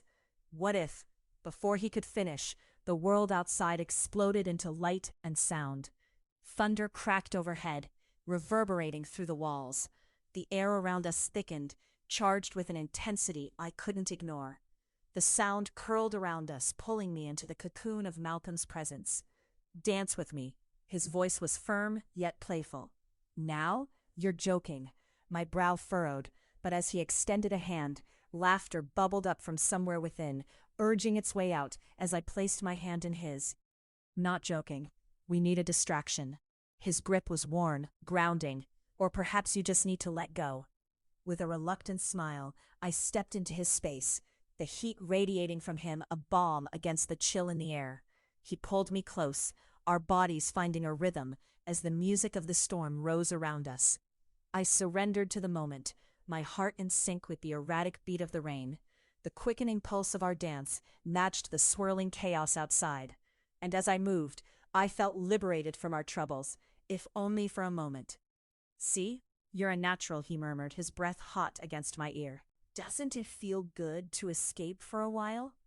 "It's a nice thought," I replied, glancing up at him through the soft fall of my hair. "But you know better than to believe in escapes." "I like to think I'm a realist," he whispered, drawing me closer, our movements slowing as he held my gaze. "But you, Ava, you've become the wildest dream I cannot forget." His lips brushed mine, feather-light, teasing the boundaries of what we had built. My senses ignited, the taste of him, a mixture of coffee and conviction. We both knew the stakes surrounding our lives, but here we could fool ourselves for just a moment. Lightning splayed across the sky, and I deepened the kiss, feeling the world tilt beneath us.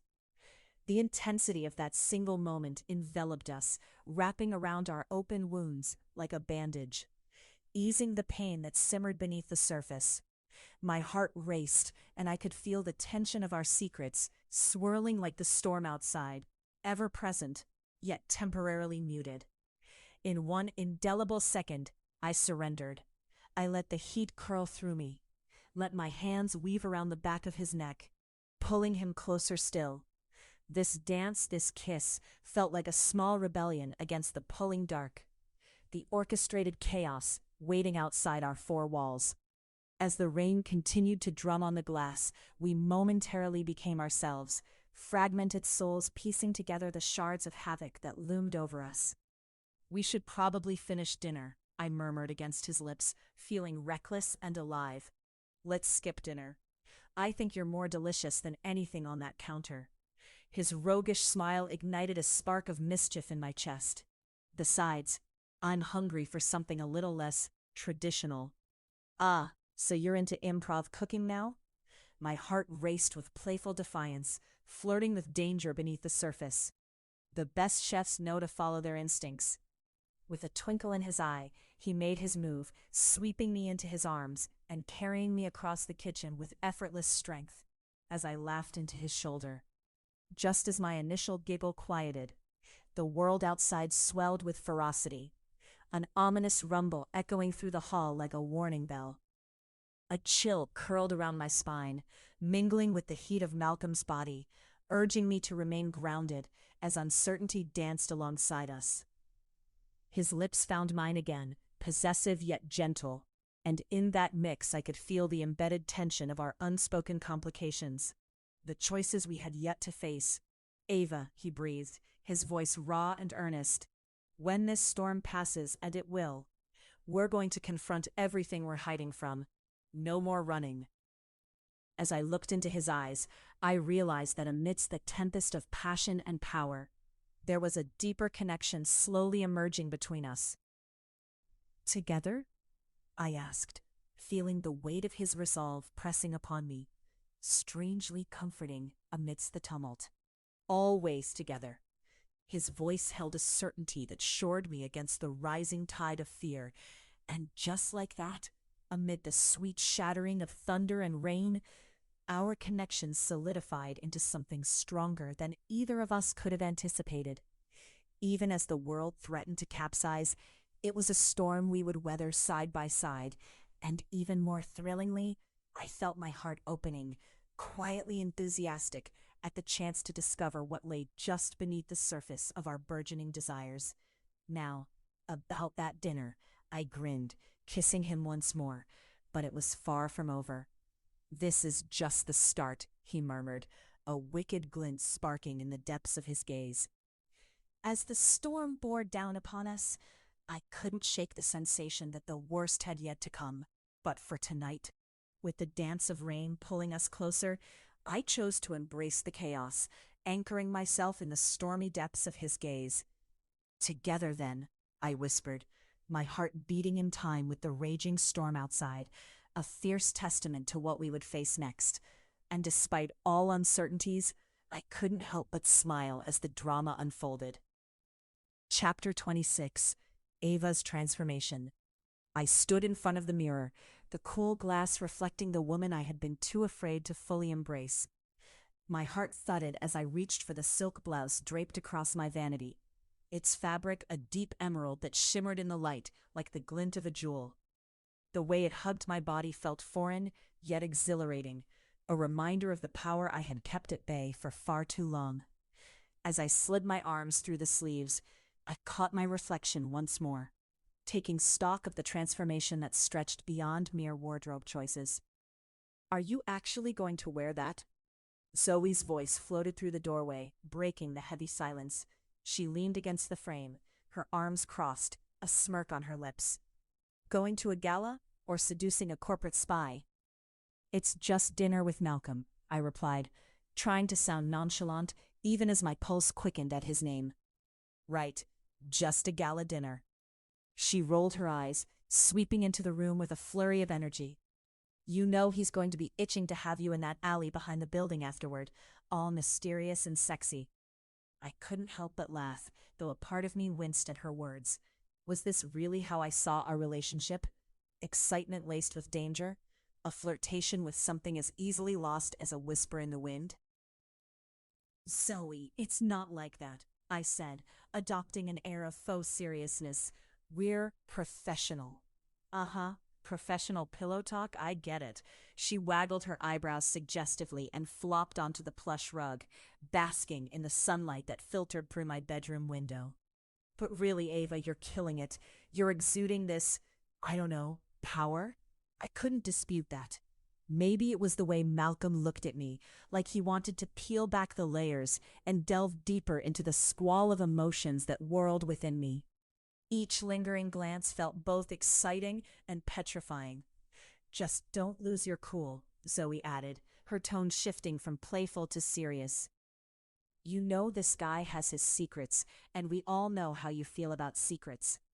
I furrowed my brow, the reminder of Malcolm's enigmatic ties digging beneath my skin like a splinter. He'd drawn me into his world, but what did that mean for the fabric of my identity? Even now, as I adorned myself in confidence, I felt the fabric of my own secrets begin to unravel. Are you still on that? He's not a villain, Zoe.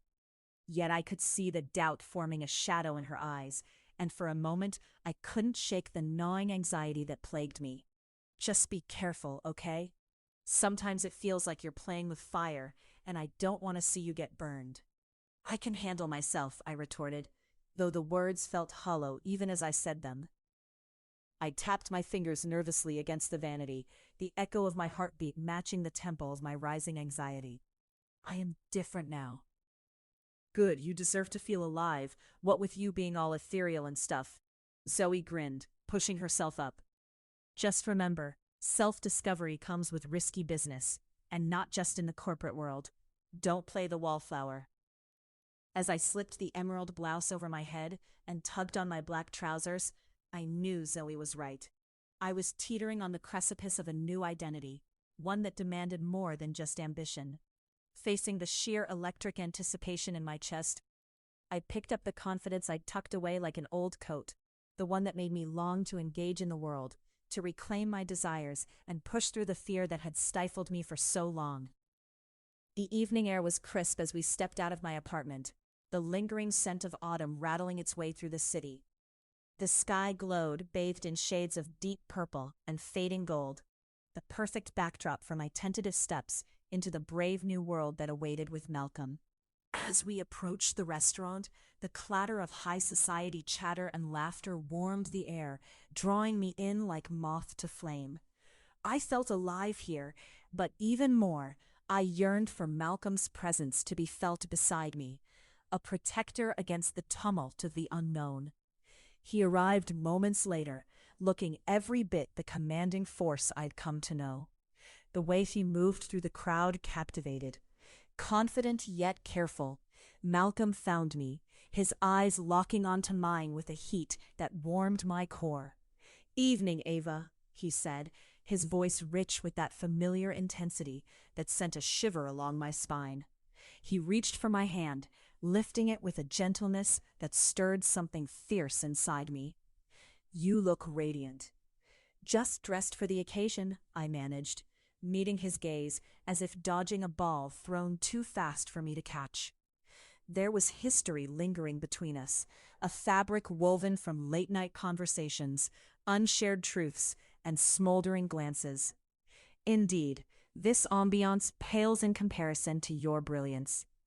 Before I could decipher if he was flirting or being sincere, the server approached, offering us a wine list and the specials of the evening. Malcolm smiled, and for that brief moment, the world around us dimmed as my heart reminded me of its own unruly beat. "So, shall we toast?" he asked, raising his glass, his warm gaze deepening. "To new beginnings?" I suggested, tasting the tremor in my own words. I wanted to toast to more than that, to every hidden intention and conflict waiting to be examined between us. "To new beginnings indeed," he echoed, the clinking of our glasses ringing through me like the surface of water disturbed. As the night unfolded, we moved between laughter and shared stories, layers of tension stirring just beneath the surface. Each moment brought out teasing remarks and charming banter, but under it all lay a current charged by unspoken desires. "You know, it's delightful to see you not stressed over unearthing some ridiculous cybersecurity flaw," he remarked, that charming grin settling on his lips. "Oh, Malcolm, if I wanted you to pander, I would have suggested taking bathe in oil before we even started this dinner," I shot back, my tone tinged with mischief. "Consider me committed to my craft." He chuckled, the sound rich like velvet against the backdrop of the restaurant's clanor. Yet the allure of your competence is dwarfed only by the serendipity of your humor. Flattery will get you nowhere, I replied, trying to keep my tone light, but his gaze bore down on me, pulling on my vulnerability like a thread about to snap. Maybe we're too long past those games, don't you think? He countered, an eyebrow arching as he leaned closer. The heat radiating off him pushed the air between us into a delicate tightrope. Now who's playing games? I challenged, unable to stifle the grin creeping onto my lips. I'm merely allowing you to see the distance between where we are and where we could be. The tension mixed with our laughter was intoxicating, yet just as intoxicating was the sudden shift in the air as the door swung open. A woman entered, her laughter like crystal wind chimes. She was striking, elegance personified in a fiery red dress. And as she scanned the room, our eyes locked for a moment. A strange flicker of recognition between us. "Malcolm," she exclaimed, her voice turning heads as she approached our table. "I didn't know you'd be here." Her presence hit like cold water, the excitement in the air dissipating, replaced by a chill that tickled the back of my neck. I watched Malcolm's expression shift ever so slightly, annoyance threading through the earlier charm. "Renee," he replied tightly, barely masking the edge. "I was just wrapped up with some investors, but I was told I'd find you here." She flicked her gaze to me, evaluating, assessing. "Who's your new friend?" "Ava Turner," I said, forcing the words through a throat suddenly thick with tension. "Right," the hint of surprise flashed in her eyes, but she smiled sweetly, a predator masquerading as a friend. "I'm sure you're quite charming, but I hope you're not keeping Malcolm too busy. He's got some serious ventures ahead." The banter between them was like a sharp knife, slicing through the fabric of my composure. "Renee, let's focus on the task at hand," he said, his voice taut. "I appreciate the enthusiasm." "Sure, just remember you tend to forget your appointments when you're distracted," she teased, though the implications weighed heavily between us. I felt a knot twist tighter in my gut as Malcolm's expression hardened, his jaw tense. "We all have priorities, don't we?" I offered, hoping to cut through the tension. "Not all priorities are created equal," she shot back, not backing down. "Isn't that right, Malcolm?" There it was, the unspoken rivalry unveiled, and the laugh of the gathering crowds faded into an unbearable hum. All my airlessness pressing down on me. "Enough, Renee," Malcolm snapped, a protective edge slicing through his voice. "We're done here." The silence blanketed the table. Travelers' laughter paused as they turned to witness the crack in the decorum. My heart raced, a tempest swirling. "And I'm not one to be written off so easily, darling," Renee replied coolly. But something dark flickered in Malcolm's narrowed gaze. The milky white tablecloth felt oppressive, and I placed my hand on it as a not-so-subtle reminder of my own presence. "Maybe you can stop trying to sabotage this date," I said, surprising even myself with the heat of challenge in my voice. "Date?" she echoed, incredulity tinged with a sliver of amusement. "Love to see you define what that means," I countered, tilting my chin defiantly in her direction, hoping for solidarity in a moment that teetered on melting point. My nerves crackled with perception as she glanced at Malcolm and then back at me, aimless in this digital world we inhabited. "Very brave, Ava," Malcolm finally said, a guarded approval mingling with something more palpable, more primal. "Just asserting myself," I shot back, hating the way my stomach tightened in the shadow of Ryan, more complex than I dared to consider. "This is ridiculous," she scoffed, flipping her hair over her shoulder as if dismissing us both with a flick of the wrist. "Maybe it is," Malcolm said, rising to his feet in a fluid motion. "We're leaving." In one bold sweep, he took my hand, entwining his fingers with mine as we turned towards the exit. Outside, the tautness from the restaurant slowly began to drift away, replaced by the vibrant chaos of the city thrumming alive. The world was spinning, the nuances of life swirling in unpredictability, and yet I felt Malcolm's presence grounding me as our hands remained laced together. He paused, glancing down at our clasped fingers, then lifted his gaze to meet mine, eyes alight with a tempest of emotion. "Are you all right?" I chuckled nervously, the energy from dinner still vibrating in my veins. "Am I all right? I think I just implied I'm not some flower waiting to bloom under your watch." "I expect nothing less," he said, a playful smirk gracing his lips, brightening their very entirety. "What did you think would happen when you chose to wear that stunning blouse?" "I didn't expect a crash course in jealousy," I replied, my heart dancing despite the moments of tension woven into our dance. "Welcome to my world," he said, feigning a dramatic sigh. With a surge of confidence coursing through me, I stepped closer, whispering, "How about I join you willingly in the chaos?" Malcolm's gaze darkened, a smoldering intensity flaring between us. "You're asking for trouble, and yet I'm still standing," I challenged, feeling the pull of uncharted territory. Without hesitation, he leaned in, his lips capturing mine in a heated kiss that sent sparks flying. The familiar warmth spread through me, dispelling all remnants of uncertainty. As our mouths moved together, I melted, a tension released that had been building since that very first day we met in the boardroom. There was heat in letting go, in succumbing to this moment in its entirety. So this is what assertiveness gets," he murmured against my lips, his voice smooth and rich. "I have my moments," I teased back, our breathless laughter mingling in the air. "Make the most of them, Ava. I'll meet you where you are, always." With that, he pulled me against him, his warmth encasing me, and my heart surged with a mix of exhilaration and wonder. My transformation was no longer just a solitary venture. It was an invitation to meet Malcolm in our secret world, dancing the fine line between desire and reality. And together, we shifted the boundaries, tugging against the primal urge for connection. As we stepped into the darkened street, uncertainty no longer hovered above each heartbeat. We were two forces interwoven in this intricate tapestry, innocent yet wrapped in a gravitational pull that promised never to relent. And as we turned the corner, the evening stretched ahead, something joyful and reckless about it all, the world between us inviting and perilous. Love, after all, was nothing short of an adventure worth chasing.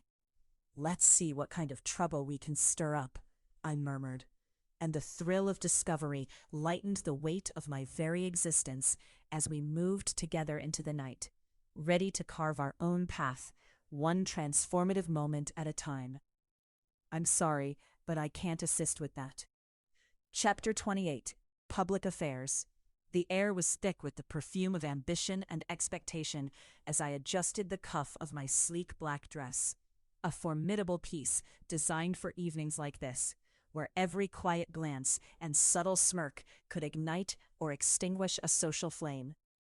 It clung to my curves with an emphasis I hadn't anticipated when I'd put it on, the way velvet holds warmth after sunlight. I took a breath, but the swirl of voices and laughter enveloped me, tugging at the edges of my earlier resolve. "Are you ready for this, Ava?" Malcolm's voice was a rich baritone, laced with confidence as he leaned close, his warmth washing over me. I could smell the cedar and sandalwood of his cologne, a scent so intoxicating it made my heart race even through my anxiety. With his tailored suit sculpting his frame perfectly, he looked entirely at ease, an authority among his peers, effortlessly exuding charm and power.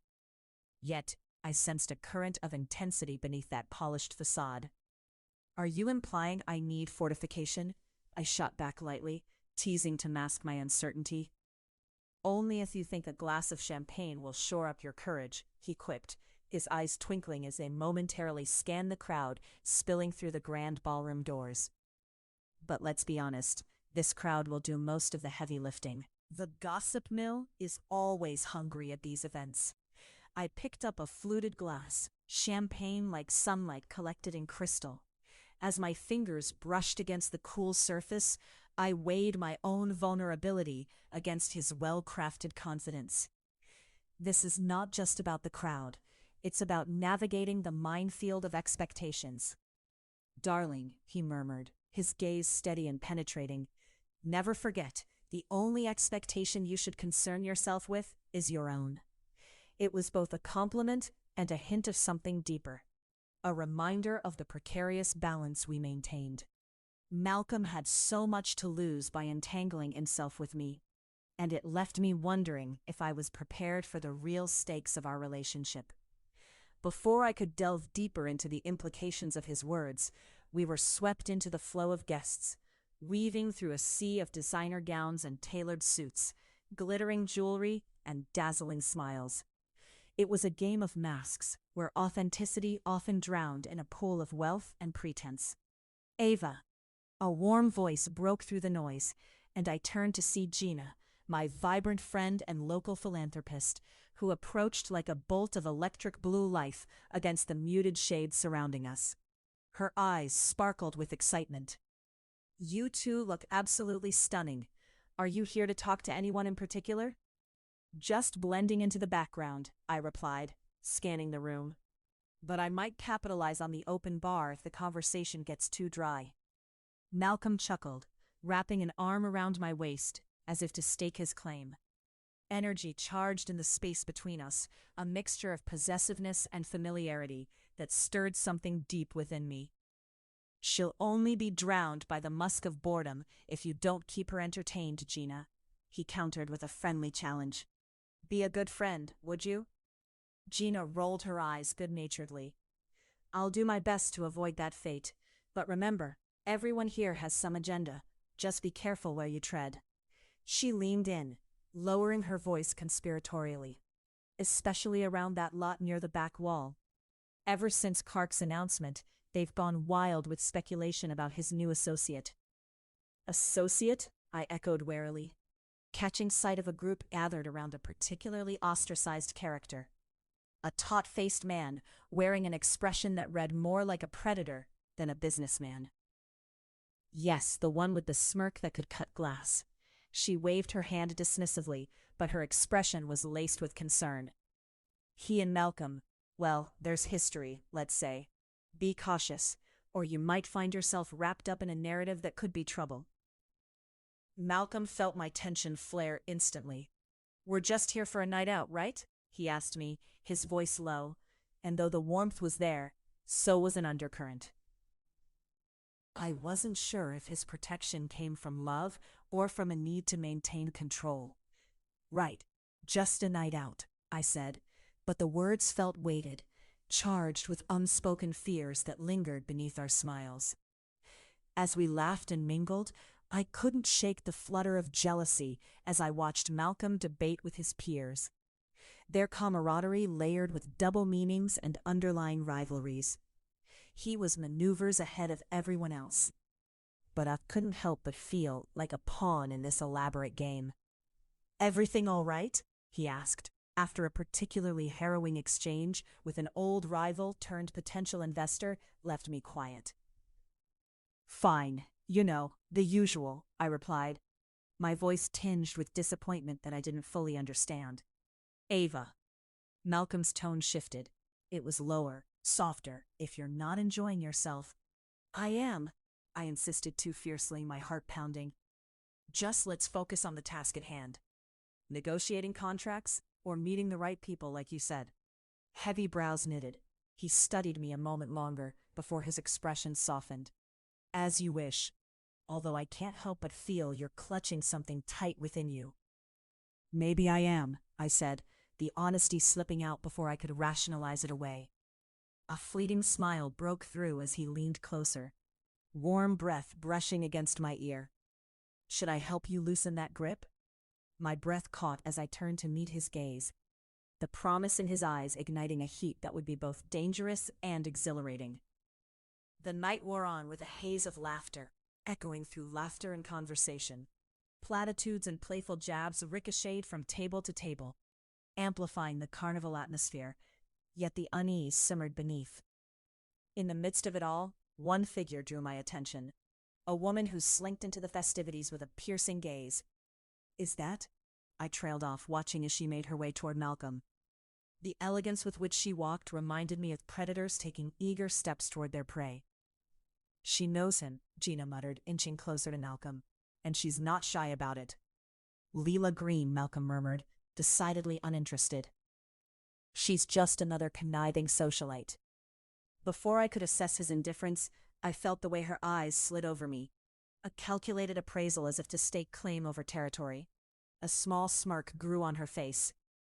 "Ah, Malcolm, how lovely to see you," she purred, her voice honey-drenched with something sharper beneath. "Who's this, your latest project?" I stiffened, a wave of icy familiarity trickling down my spine.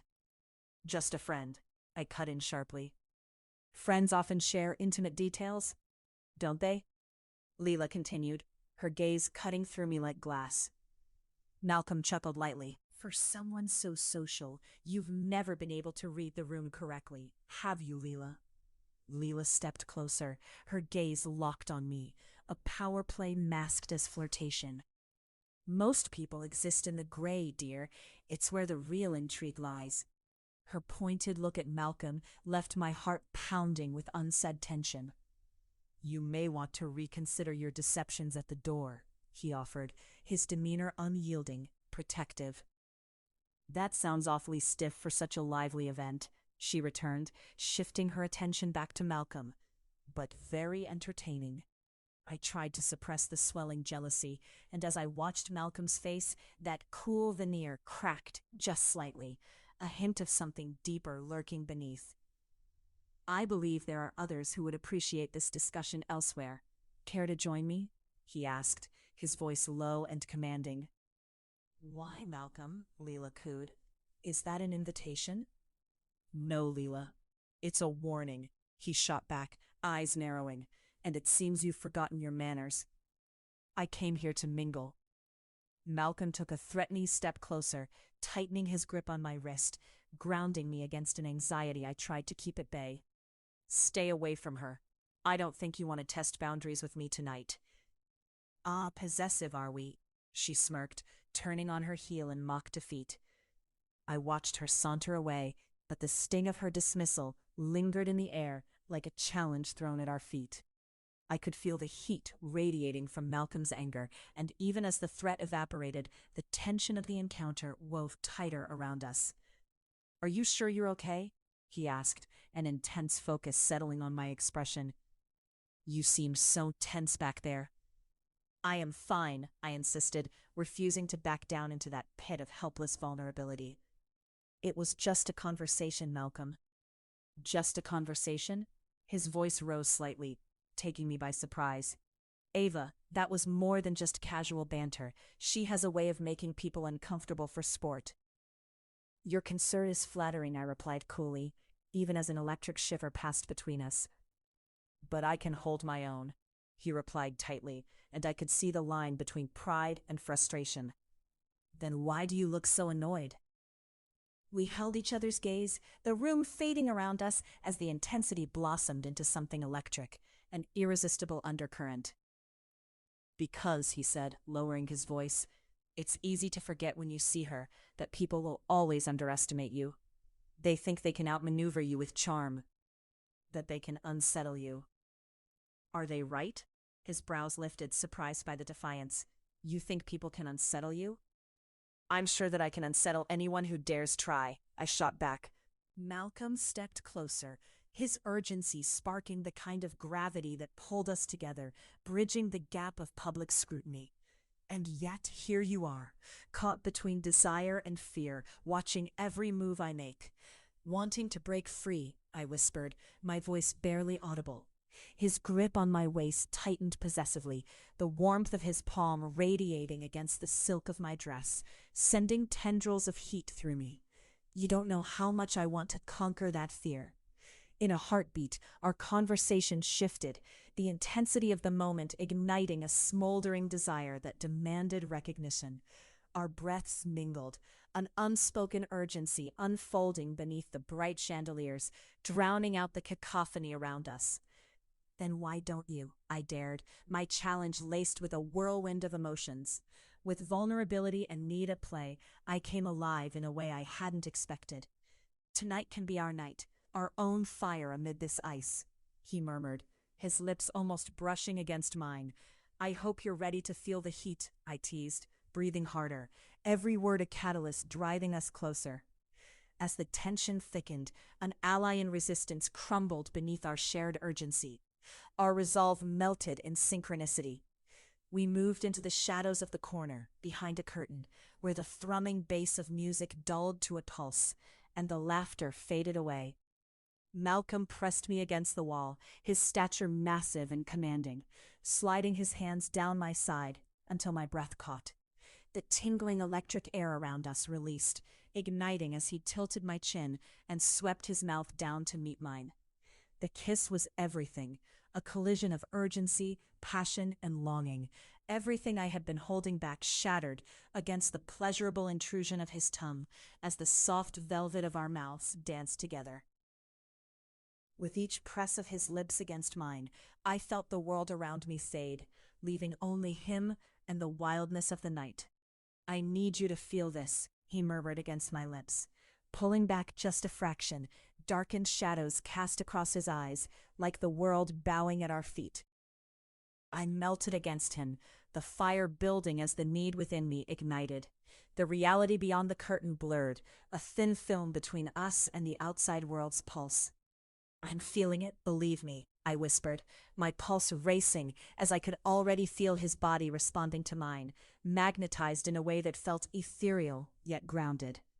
Then let's fuel the flames, he breathed, capturing my lips again, insisting, demanding even.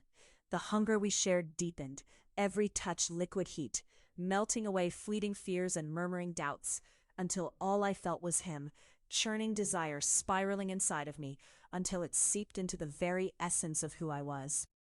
As breaths mingled, our bodies heightened with each stroke, energy flowing rhythmically as we swayed into a rapture that demanded satisfaction. When I moaned into his mouth, a sound resonating with craving, that simple response pushed us both over the edge. I shouldn't be so reckless, I gasped between heated kisses, caught in the frenzy of his fire against the cool surface, yet all words fading into moans. Then we'll be recklessly electrifying, he replied, his breath a hot caress against my skin, pulling me in as desire swept through us, making each stolen second count, the robust proof against what the world deemed appropriate. And in that moment, I understood that the boundaries we faced both in public and private were equal parts exhilarating and terrifying. They also bore a singular truth: love disarmed, consuming and igniting with every stolen kiss, and perhaps a delicious disobedience was due. Under the shimmering glow of the ballroom's chandeliers past our anchored embrace, I let myself be lost in possibilities, discovering who I was amidst the warmth of uncharted desires. Malcolm, I murmured, pulling back just enough for him to meet my eyes again. Whatever it takes, we'll break free. He pressed a lingering kiss to the corner of my mouth, and in an electric whirl, everything around us began to feel like something real, an unbreakable truth amidst the chaos. With that small vow, I felt that the night just might hold the secrets to our salvation, and to the beginning of something I could never have foreseen. Chapter 29. Veil of Deception. The storm rumbled in the distance, a dark curtain of clouds stretching across the city.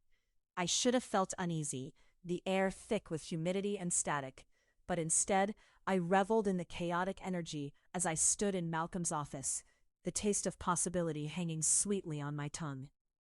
The large glass windows offered a panoramic view of the city, but my focus was on the man himself, Malcolm, leaning casually against his desk, the cityscape reflecting in the depths of his eyes. "Do you ever stop to think about what's happening outside this glass bubble?" I asked, trying to mask the apprehension brewing in my chest. "What do you mean?" He shifted, his dark curls falling slightly into his eyes, captivating me with a look that felt both intimate and invasive. "You know, the real world." The way I said it ignited a flicker of tension between us. The gray areas, the moral ambiguity, just like this storm brewing above. He chuckled lightly, brushing a hand through his hair. "Ava, The world is always moving in shades of gray. To live in black and white is to miss the nuances, the poetry of it all. Or deception. The words slipped out before I could hold them back, the heaviness of the truth weighing down my heart. Malcolm stepped closer, his body radiating warmth. Are you suggesting I'm deceptive? His gaze locked onto mine, daring me to look away. Our exchange hung in the air, taut as the lightning crackling outside. I could almost believe we were alone in the storm, no boardroom politics, no power plays, just us, enveloped in this delicate dance of understanding and mistrust. Just then, the thunder grumbled like an ominous warning, cutting the silence. I swallowed, feeling vulnerable, and yet excitement coursed through me. Well, there's a lot more beneath the surface, and I'm starting to wonder what lies beneath yours. His smirk deepened, hinting at a secret I wasn't privy to yet. I think you're afraid to find out, Ava. Afraid, or simply cautious? I fired back, pretending nonchalance, though beneath it all, my heart raced with anticipation. Cautious is smart, but how often does it keep you alive? You have a penchant for playing with fire, you know. The light banter was thrilling, even as it hinted at our precarious situation. Without breaking eye contact, he slid his hand deftly to my waist, pulling me closer, the scent of his cologne enveloping me like a warm embrace. And what if I told you I've always liked a little heat? The tension shifted, and with each passing second our breaths mingled. Before I could second-guess my desires, I kissed him, fiercely pressing my lips against his, a surge of need coursing through me. He responded in kind, sliding his hands up into my hair, deepening the kiss. It was an intoxicating mixture of sweetness and urgency, a taste of all the passion we had kept at bay. The world outside faded as the storm unleashed its fury. The rain hammered against the windows, each drop echoing my heartbeat.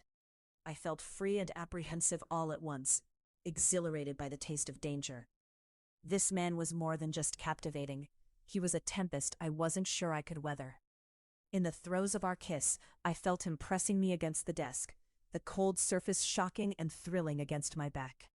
My pulse raced as he pulled away, breathless, his voice low and gravelly. There's something about the storm that brings everything to the surface, don't you think? Everything, I echoed, my heart still racing, yearning for whatever depths were yet to be explored. He grinned, his eyes dancing with mischief. Yeah, all the hidden desires, the latent storms inside us. He leaned in, whispering against my ear, "Tell me you don't want to unleash a little chaos of your own." I pulled back slightly. "Malcolm, all this secrecy, what are you hiding?" His expression grew serious, yet tantalizingly enigmatic. "Trust me, Ava. I'll show you more than you ever bargained for." "You know I'm not one to back down from a challenge," I replied, a fire igniting within me. Challenge accepted. The promise in his tone made my insides flip, excitement tangled with trepidation. Just then, my phone rang, cutting through the heated moment. I cursed under my breath, stepping back to fumble for it. The bright screen illuminated my face. Lucas, my colleague. "What now?" I muttered to myself.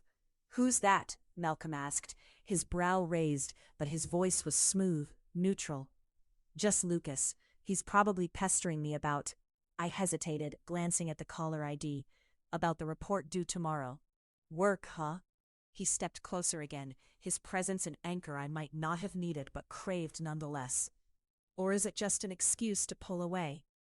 "Let me deal with this first," I said, uncertain, yet unwilling to let this moment crack under pressure just yet. I swiped to answer, forcing a smile onto my face.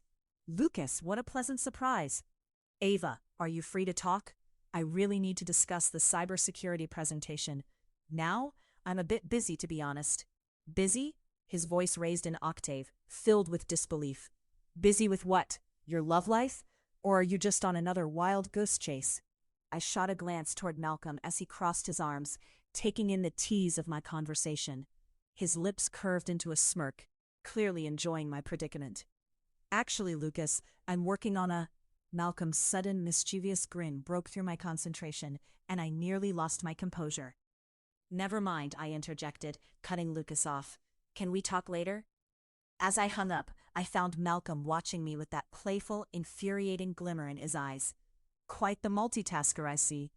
You're one to talk, I shot back, grateful Lucas didn't probe further about the situation. The last thing I wanted was to explain my passion project, namely Malcolm. He leaned against the desk, an enticing vision of casual confidence. You know, I could make you forget all about work and Lucas and the endless mundanities of this world. His words wrapped around me, intoxicating, but I pushed back my uncertainty. And in exchange, what would you want? I know there's more than meets the eye with you. Trust, he replied, the intensity in his voice sending a shiver down my spine. That's the foundation of everything we build, isn't it? I sensed the deeper current flowing beneath his voice, our electric chemistry thrumming. What if I don't know if I can trust you?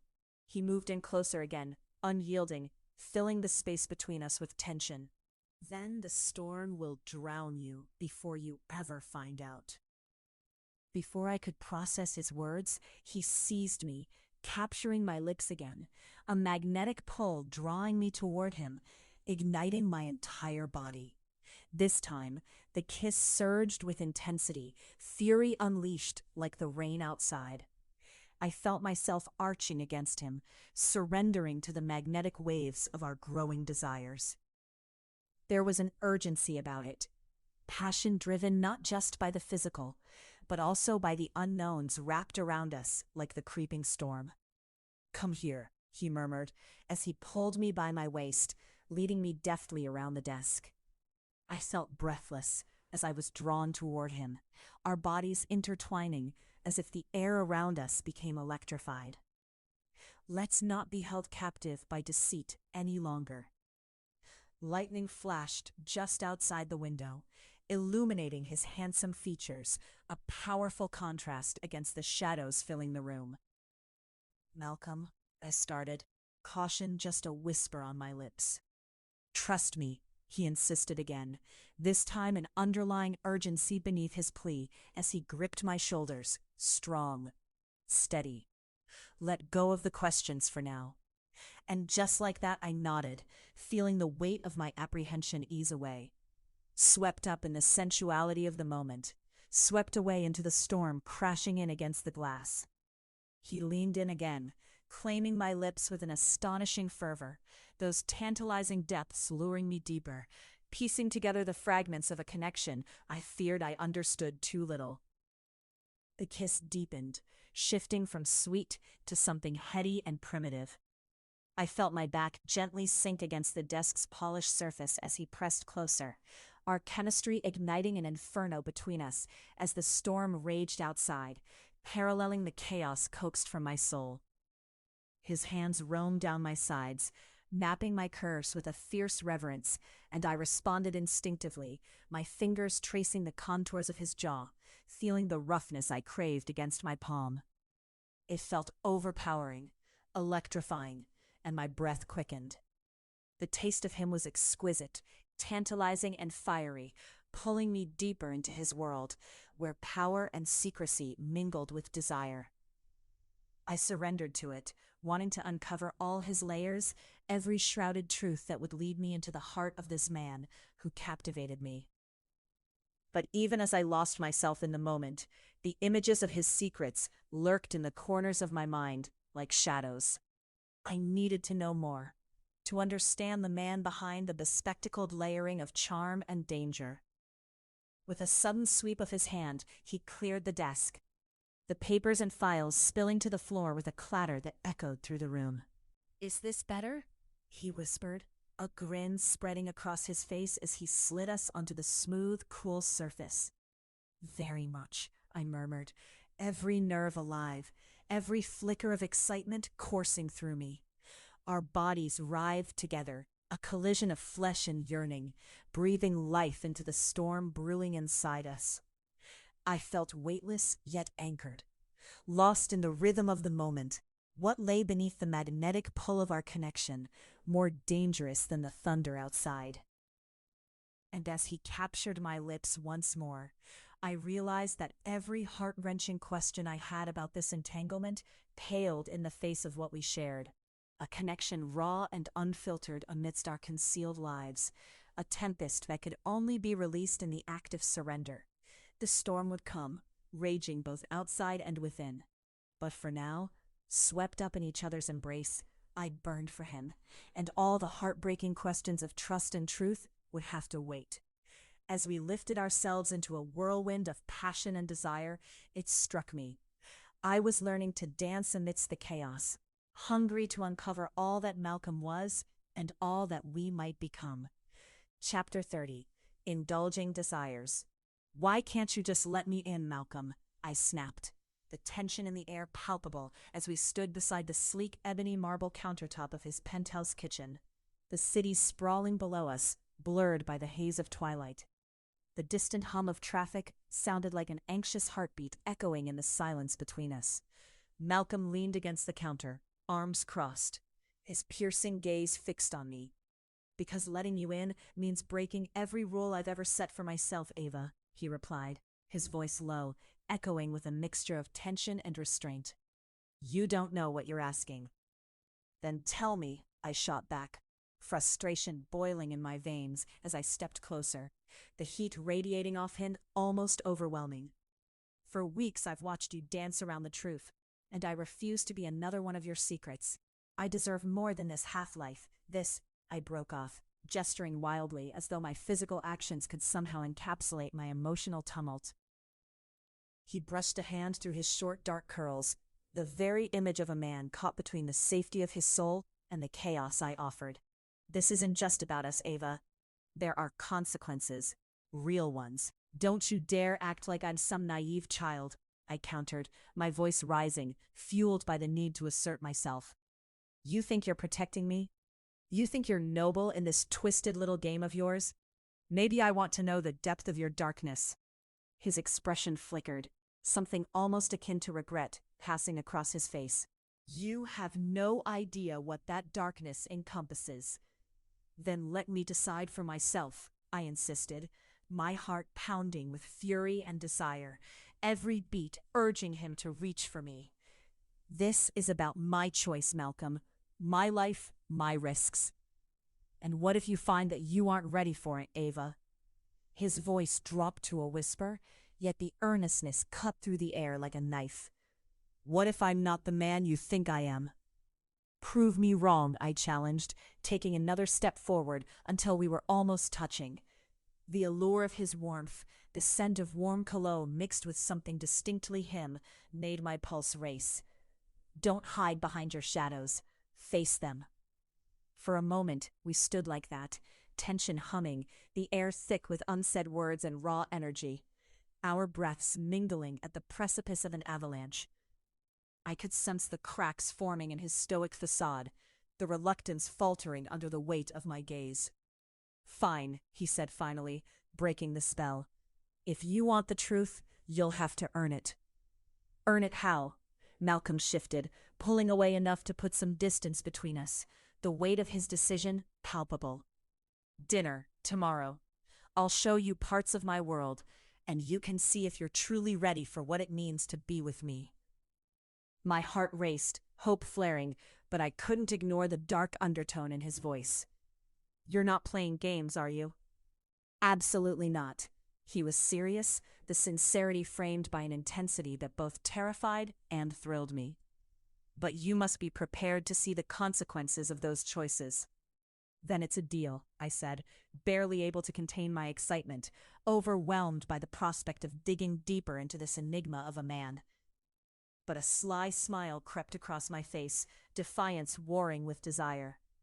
"But only if you promise me something first." He arched an eyebrow, curiosity peaking. "What's that?" "Don't hide. Give me everything you've got. Flaws, fears, the whole package, Malcolm, because trust me, I will not back down." He paused, and the air crackled again with a tension that hinted at what lay beneath our quarrel. "You really think you're ready for all that?" I took a breath, letting the game linger. "I'd prefer to find out now, rather than later when it gets messy." He chuckled, a low, delicious sound that sent a thrill down my spine. "Fair enough." But then seriousness flickered back. Just remember, when you dig too deep, sometimes you find things you don't expect, things that might scare you off. Bring it on, Malcolm. I felt impossibly bold, the heat in my cheeks mingling with the pulse of possibility surging through me as he stepped closer again. He gazed down at me, and for a second the world outside faded, leaving just us, the electricity sparking. You are going to be the death of me, and you're going to be the reason I finally break free, I replied, closing the distance, the challenge hanging between us, a thread spun from uncertainty and seductive tension.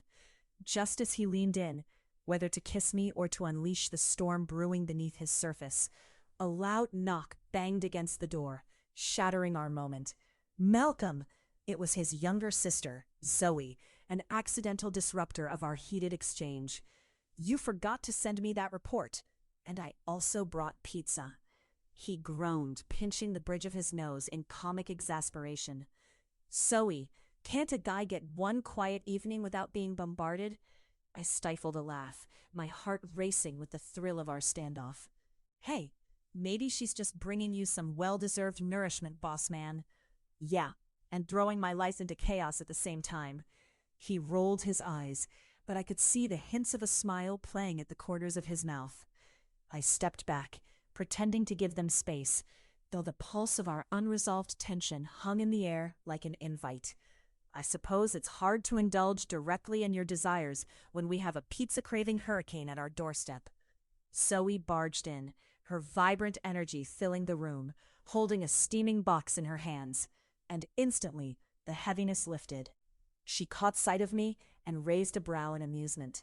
Ava, just the person I needed to see. You should have warned me we were having a dinner party. Dinner party? I laughed, adjusting my posture to embrace the shift. Malcolm and I were simply discussing the merits of secret identities and masked affection.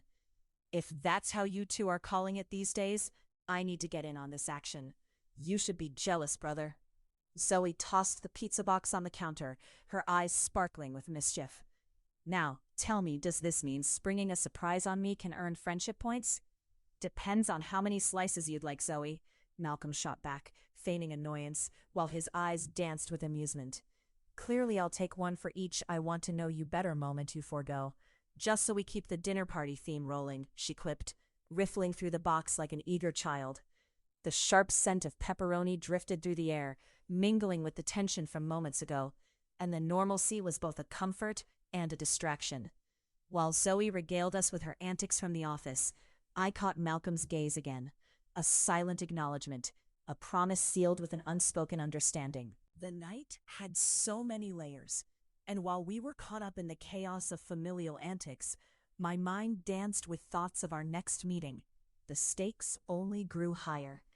Later, after Zoe had claimed her usual spot on the couch, lounging comfortably while the pizza trays dwindled, I noticed Malcolm watching me, carefully. He had become like a steady flame, captivating yet flickering, and I suddenly wanted to unravel all of his knots. By the way, I said casually, wiping cheese from my fingers, the next dinner should include candles, a bottle of your finest wine, and perhaps some soothing music.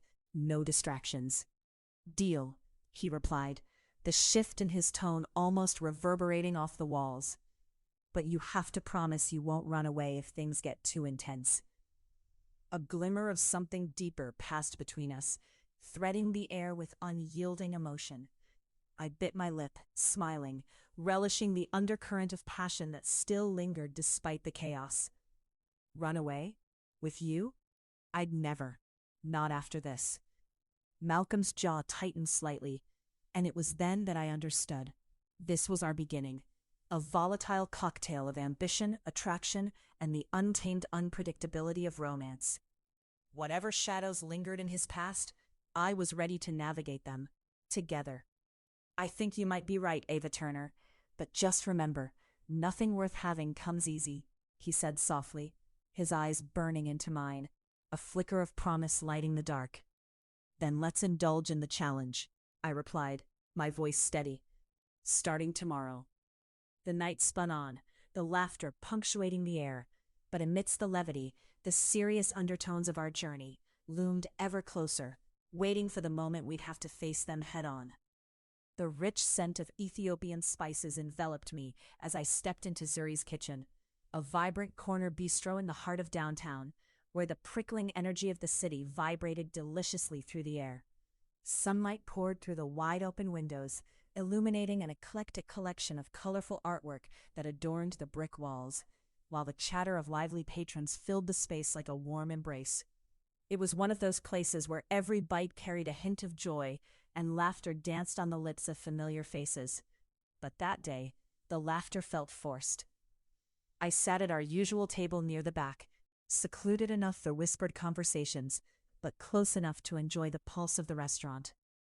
My heart raced for reasons that had nothing to do with the delectable aroma of the shawarma platter that arrived at my table, glistening with a heavenly drizzle of spicy tahini. "Sorry I'm late," Malcolm said, gliding into the seat across from me with an effortless grace that sometimes unsettled me. His deep-set eyes, shadows of past struggles lurking beneath, locked onto mine, and the world around us fell quietly away for a second. "Had to dodge a few associates," he added, a wicked smile teasing his lips. "Associates?"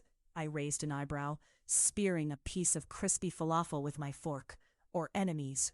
Malcolm let out a deep laugh, the kind that rumbled in his chest. "You know I keep enemies close."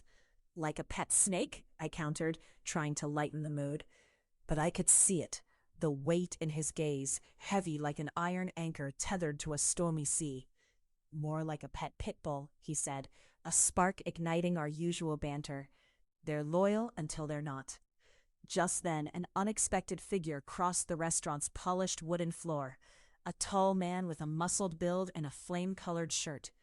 My stomach dropped as recognition washed over me, a face firmly planted in the darker corners of Malcolm's past.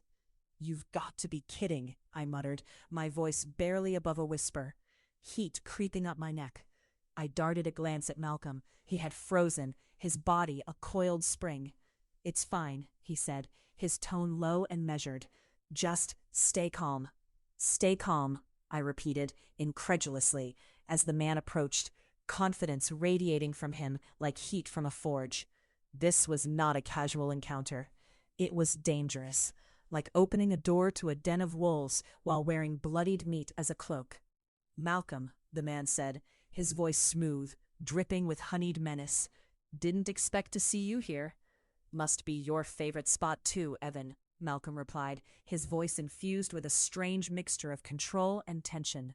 "I hear you're making quite the splash with your new little venture," Evan continued, glancing sideways at me, then back at Malcolm, a smirk creeping onto his lips. "I guess it's true what they say. Success attracts attention, good and bad."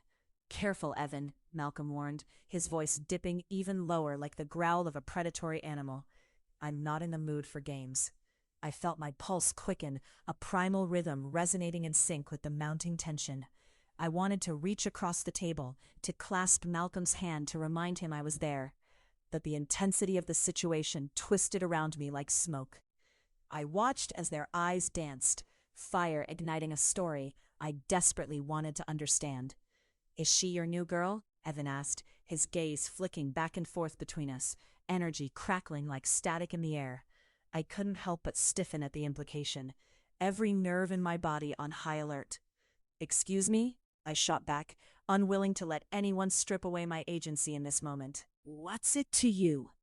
Malcolm's eyes flashed with a mix of protectiveness and disbelief, as though he were measuring the depth of my range against the threat looming above us.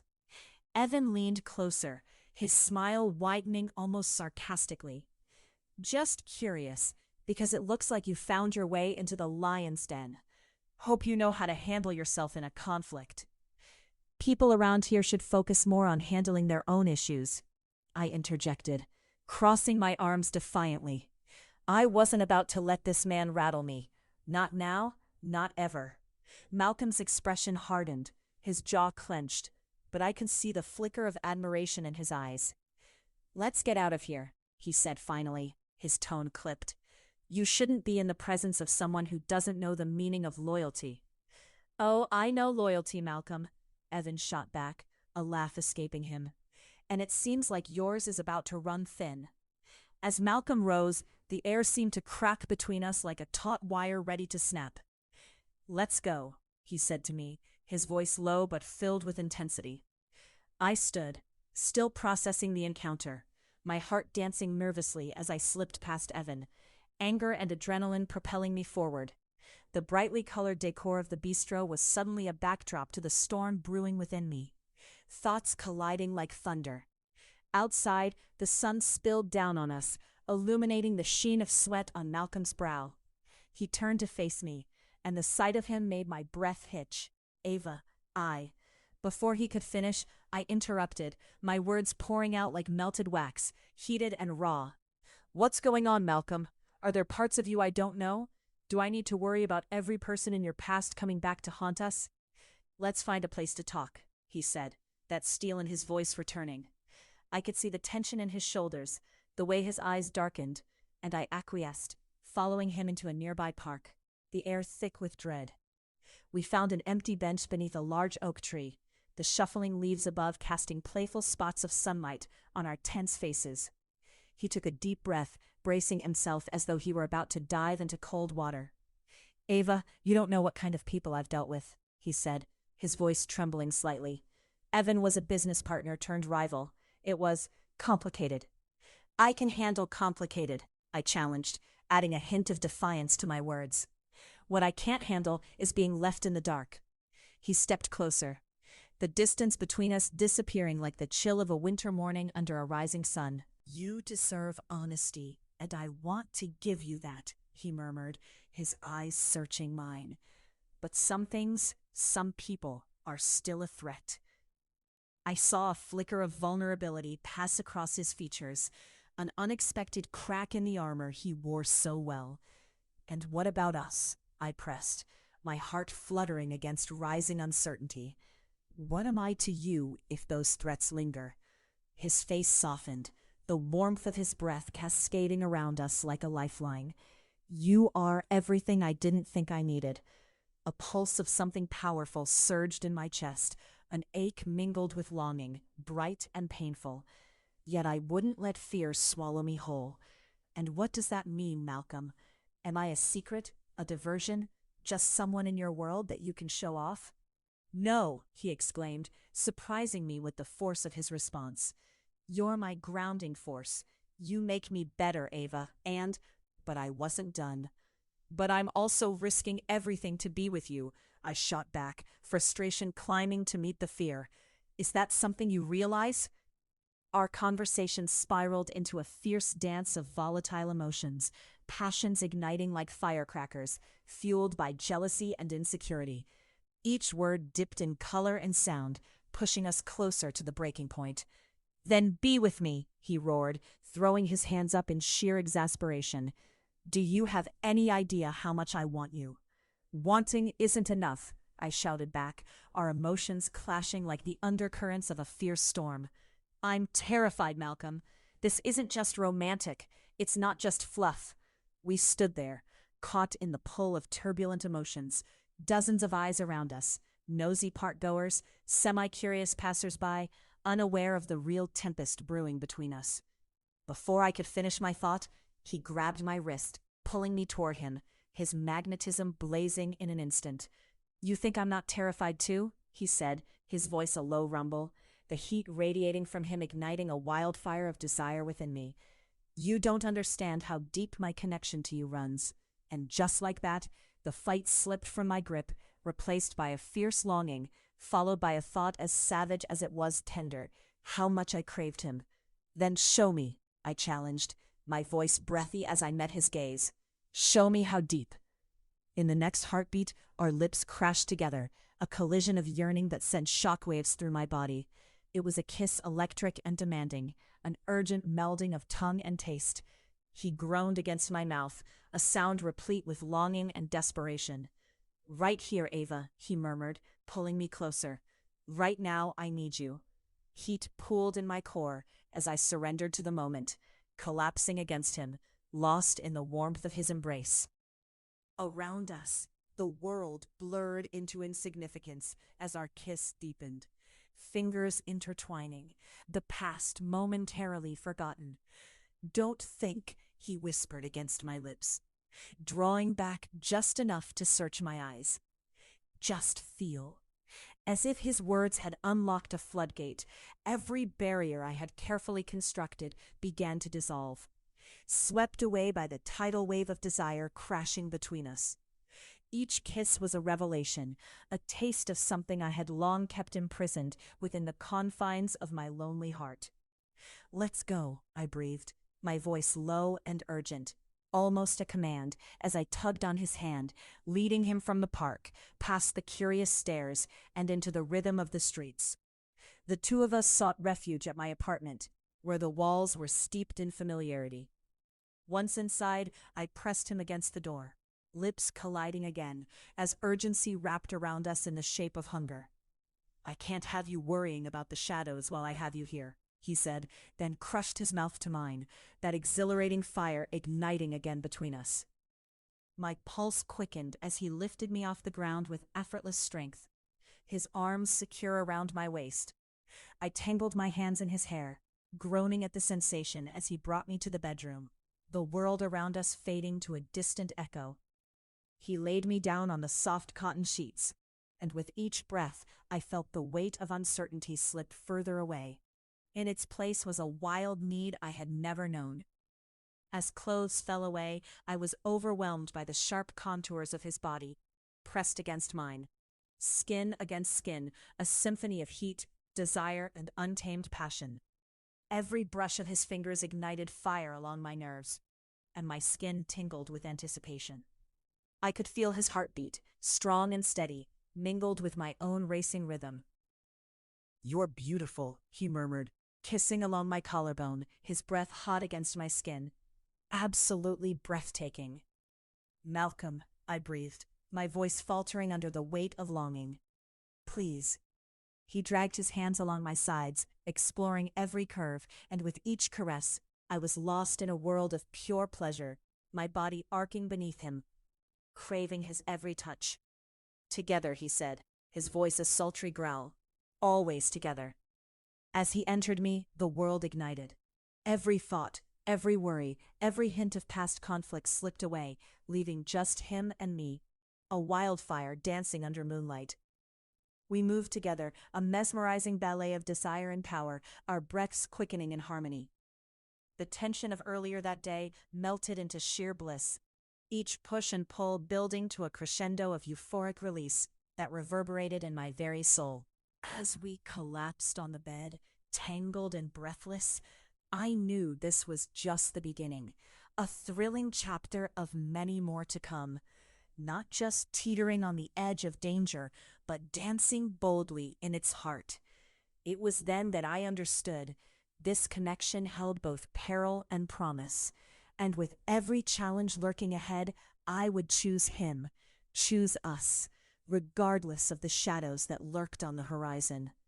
The scent of spice lingered in the air like a promise, and as I looked into his eyes, the sparks of adventure ignited anew. "Whatever comes next," I whispered, anchoring myself to that moment, "let's face it together." Chapter 32. A New Agenda. The morning light spilled through the tall windows of Malcolm's office like molten gold, illuminating the meticulously arranged chaos of my workspace. My fingertips brushed against the cool plastic of my tablet, where the heated discussions of last night's board meeting had burned away the remnants of sleep. I could still smell the bitter tang of dark coffee, mingling with the nutty sweetness of the freshly baked pastries from the cafe down the street, the same place where Malcolm had first asked me to risk my heart. "Seriously, Ava, how do you plan to fix it, or are you just going to sit there looking pretty?" Malcolm leaned against the doorframe, arms crossed, his voice mingling incredulity with something that sounded an awful lot like admiration. I tugged my blushing cheeks back to focus, sidelining the way his presence could fray my composure. "I'm tackling the data security breach head-on. You know that. Data security hasn't been our only issue." His tone grew sharper. a piece of steel beneath the velvet swaying in his voice. Partnerships are dissolving faster than you can type, and I need you to hit those problems with a hammer, not a filter. I raised an eyebrow as he approached, those long strides reminiscent of a predator casing its territory. I'll give you a hammer. Right in your... I paused, biting the inside of my cheek to keep from saying anything worse. He tilted his head, a smirk lifting the corner of his mouth. What, you've got a better weapon in mind? There was a hint of playfulness in his tone, but it was underlined by an urgency that I had come to recognize. Malcolm's protectiveness could be both alluring and constricting. Actually, I leaned back in my chair, eager to claim my ground. I have a strategy. Forcing my nerves into submission, I glanced at him.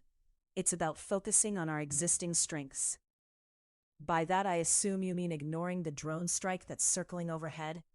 He advanced closer, towering beside my desk, making my heart race, a paradox wrapped in magnetism. Ava, you can't ignore the company's reputation. It's fragile enough as is, with your boyfriend who's more than a lawyer in the dark business dealings.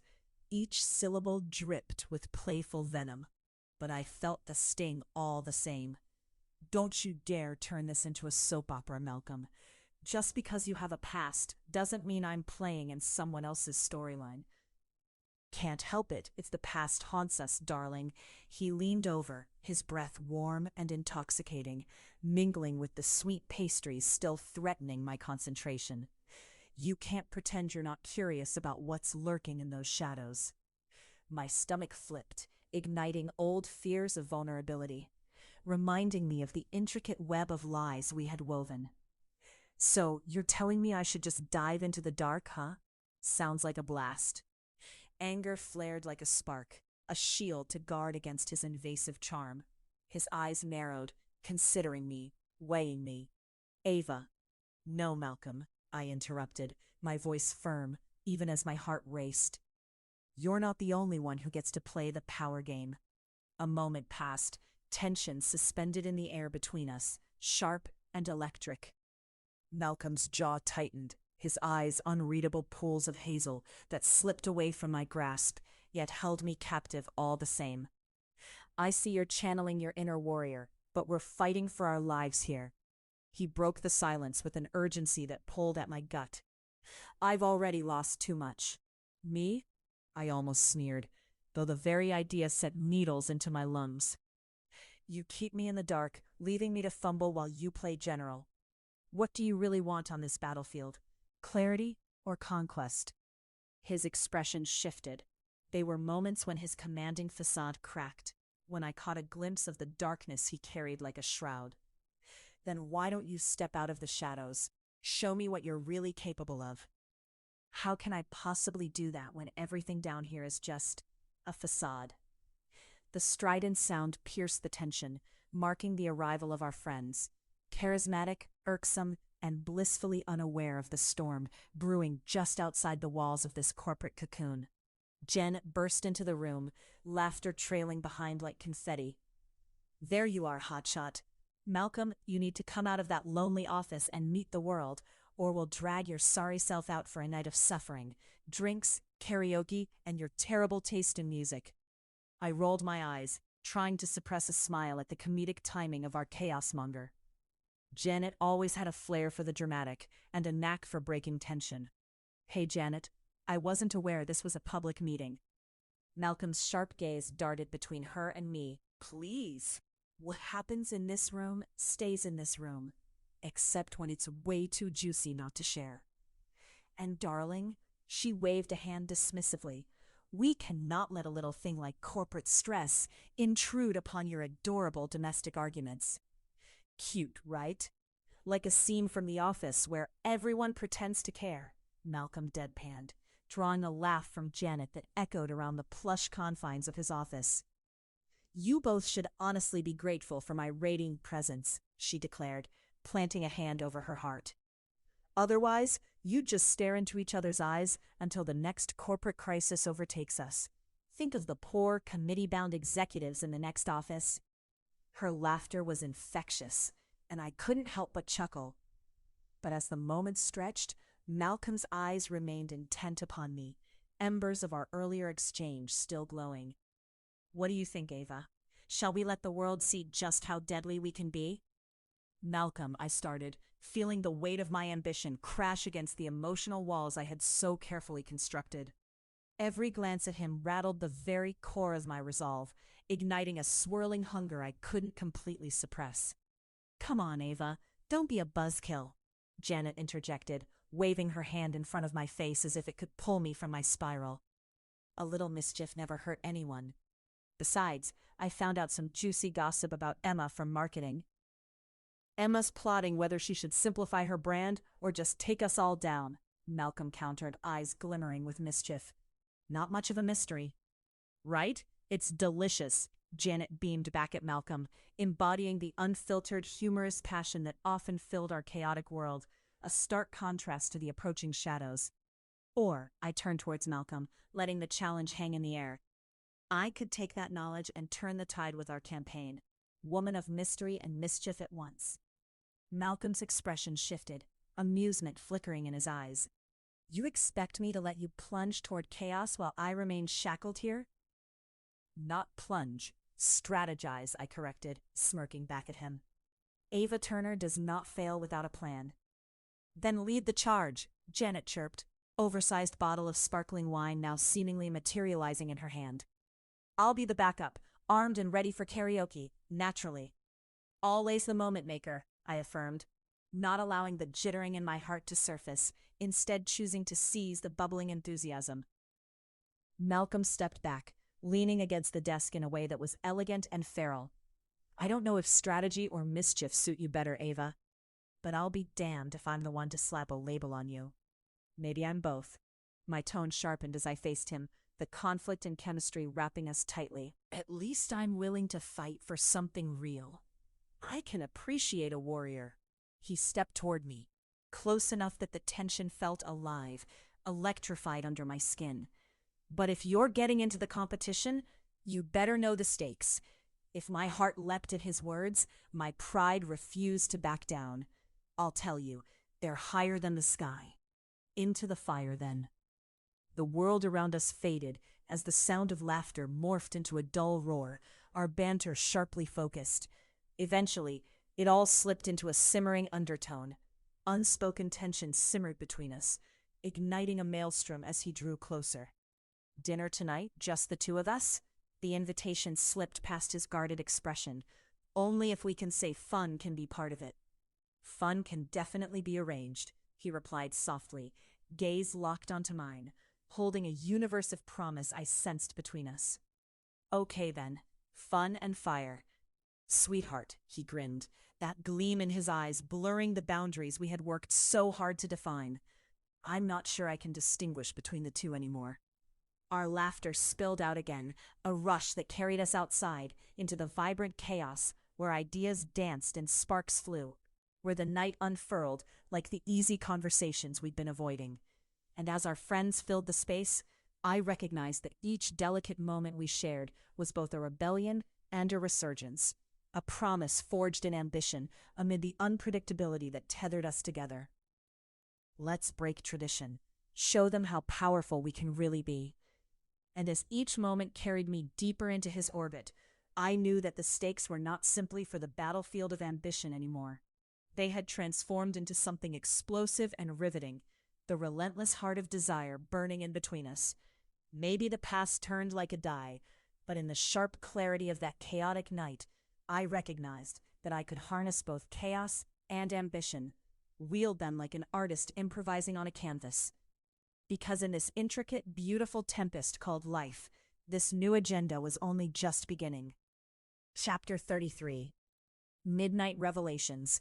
The clock tower in the distance chimed midnight, its echoes penetrating the ornate chandelier-lit ballroom, shimmering like constellations trapped within crystal.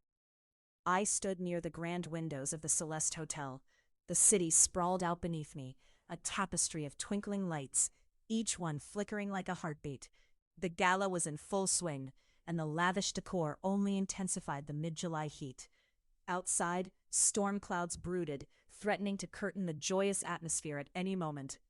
I adjusted my silk gown, its deep emerald hue accentuating my skin like a caress, while the fabric whispered secrets against my body. A perfect fit, tailored yet freeing, just how I wanted to feel in this moment. But even the elegant strands I had painstakingly arranged in an intricate updo couldn't contain the whirlwind of unease swirling inside. Lost in your thoughts, Ava? Malcolm's voice sliced through the noise, smooth like the bourbon he indulged in, a hint of mischief dancing behind his eyes. I turned to face him, and there it was, the black suit molded to his frame with an authority that was mesmerizing and dangerous. Maybe I'm just contemplating the impact of all this extravagance. Does it matter once the night's over? Extravagance is the point, he challenged lightly. But you're not just anyone who drifts through the glitter. You have purpose. I opened my mouth, crafted a retort, and then sighed instead. There was an itch beneath my skin, a disconcerting awareness of the tension coiling between us, exponential since that passionate night we shared. I knew it was foolish to crave this intimacy, yet panic at its arrival. So what purpose am I here for, Malcolm? To gather dirt for my next story? To enjoy yourself, or to be swept off your feet into a world you've only glimpsed online, he replied, that devil-may-care grin spreading like wildfire. Right, because nothing says enjoyment like countless eyes weighing my every move. You know what they say? It's not always the destination, it's about the company you keep. The weight of unspoken truths hung in the space between us, charged as a summer storm. Don't worry, I'll make sure you find a reason to smile tonight. Outside, the first drop of rain pelted against the glass. The appraising murmurs of our peers faded as we stepped into a world of our own, surrounded by murmuring voices and glitzy fabrics. A flicker of something shone in his deep brown eyes. I sucked in a breath, tracing the rough edges of his guarded persona, the layers I had unpeeled through our late-night conversations. Tonight, though, an inexplicable tension danced in the air between us, threading the room like a live wire. Is it just me, or has the party turned into a game of who can throw shade harder? I quipped, nodding towards a pair of women in the corner, both decked out in colors too bright to be polite. Their whispers sharpened into claws, unseen but a danger nonetheless. Malcolm chuckled, the sound half mocking. Just think of it as a strategy session for the survival of the fittest in a social jungle. Survival? Is that your playbook for tonight? I raised an eyebrow, crossing my arms over my chest. His gaze didn't falter. Only if you want it to be. Before I could reply, a figure approached, a startling contrast to the glimmer around us. Vera, our friend from the investigative team. Her shimmering bob of crimson hair glowed against her sleek black dress, and the flecks of gold scattered along its hem sparkled like stars thrown onto asphalt. Hi guys, do you see that? See what? I asked, following her animated gaze. Michael Liu has arrived. He's scouting potential buyers for his tech startup in this very room. She leaned in closer, excitement bubbling in her voice. Word is he's offering a fortune for anyone who can crack his platinum code. Someone with your skills, Ava, would make a fortune. Michael Liu, the name brought with it a wave of intriguing prospects. The thought was intoxicating, but another voice, a darker, more primal instinct, whispered of the danger lurking behind such ambition. I appreciate your faith in me, but I'm here for other things, I replied, trying to brush off the idea. I'm not interested in a Silicon Valley feeding frenzy tonight. The moment I turned back to Malcolm, I found his gaze fixed intently on me, the storm clouds neglected in his eyes. What happens when ambition calls, Ava? He murmured. It's not just another night. Before I had a chance to respond, the lights dimmed further, an orchestrated move drawing attention to the central stage adorned with tall lilies. Laughter and chatter quieted, anticipation swirling in the air. Clara, the MC and charismatic socialite I had met numerous times, stepped up to the mic. Ladies and gentlemen, she began, her voice filling the space like music. Tonight we gather not just for glamour, but to ignite connections, partnerships that could change industries, and fires that could forge new paths. In the slip of a moment, An electric charge filled the room, and dynamic discussions ignited around us. The night was shifting, each interaction paving the way for uncharted territories. Malcolm leaned down, whispering just close enough for me to feel the warmth of his breath against my skin. "Get ready for the main event, Ava. The stakes are about to rise." An intricate tango unfolded throughout the evening, business mingled with desire, aspirations caught in a cyclone of laughter and bitter competition. The dark undercurrents of the gala revealed themselves as I overheard hushed conversations swimming with accusations and whispered scandals. Malcolm remained close by, a steady presence who felt like my anchor in a sea of restless ambition. At one point, I had stepped away to the bar for a moment of respite, only to find Clara hovering nearby, eyes sharp beneath the flurry of lashes. "Ava, everyone's been talking about your work. They want to know who pulls the strings behind all these whispered rumors," she quipped. "I'm here for opportunities, not for intrigue," I shot back, caustic yet playful. "Or maybe you're here to discover exactly how far you're willing to go for Malcolm." "I see the way you look at him." Her tone turned conspiratorial, the flame of the unknown igniting in the air around us. I brushed it off, but the heat of Clara's gaze lingered. "Malcolm and he's an associate." "Oh, sweetie, pull the other one," she replied, a wink offered with the edge of her glass. "You're a goddess, and he knows it. You're tangled up in more than just work, and I don't think either of you have fully grasped the mess you might find yourselves in." "Says the queen of tangled webs," I retorted, flicking a lock of my hair over my shoulder. "You stay out of trouble." She laughed, the sound refreshingly bright. "Who doesn't, darling? But heed my warning. The game is just beginning." Just then, Malcolm swooped in, appearing as if to shield me from the intensity of Clara's probing. Ready for a distraction? As we kicked into a waltz, my heart beat faster, caught in the dizzying sensation of his arm wrapping around me. The world around us blurred, the rain hammering against the window like an orchestra crescendoing to our very own rhythm. "I feel like this is the most intimate I'll get tonight," I teased, eyeing the crowd behind him. "We become the show." He chuckled softly, pulling me closer. "But we're more than spectacle, Ava. We're the real deal." As his lips whispered against my ear, the world faded into a periphery. The serious undertones hidden beneath our ostensible lightness danced in every glance we exchanged. "Let's push back, then, against everything that's trying to pull us apart," he murmured, the weight of his intensity almost suffocating. "And if it's too dark," I challenged back, testing the waters, "then we lean on each other harder." The words ignited something inside me, a daring flame. I felt powerful, caught amidst chaos, yet wielding the knife that could cut through. "Let's see who's bold enough to take the risk," I declared, my smirk illuminating the challenge. Malcolm returned the smile, a predatory glimmer in his eyes. After all, what's love without a little danger? As the song drew us together, the music echoing through the ballroom morphed into a pulse, a heartbeat shared, and the storm broke outside in earnest, drumming against the windows, as wild as the energy between us. With the night's allure swirling like fragrant perfume, I knew we were on the precipice, dancing between revelation and ruin. But tonight, in this chaotic elegance, we would uncover who we really were amidst the revelry.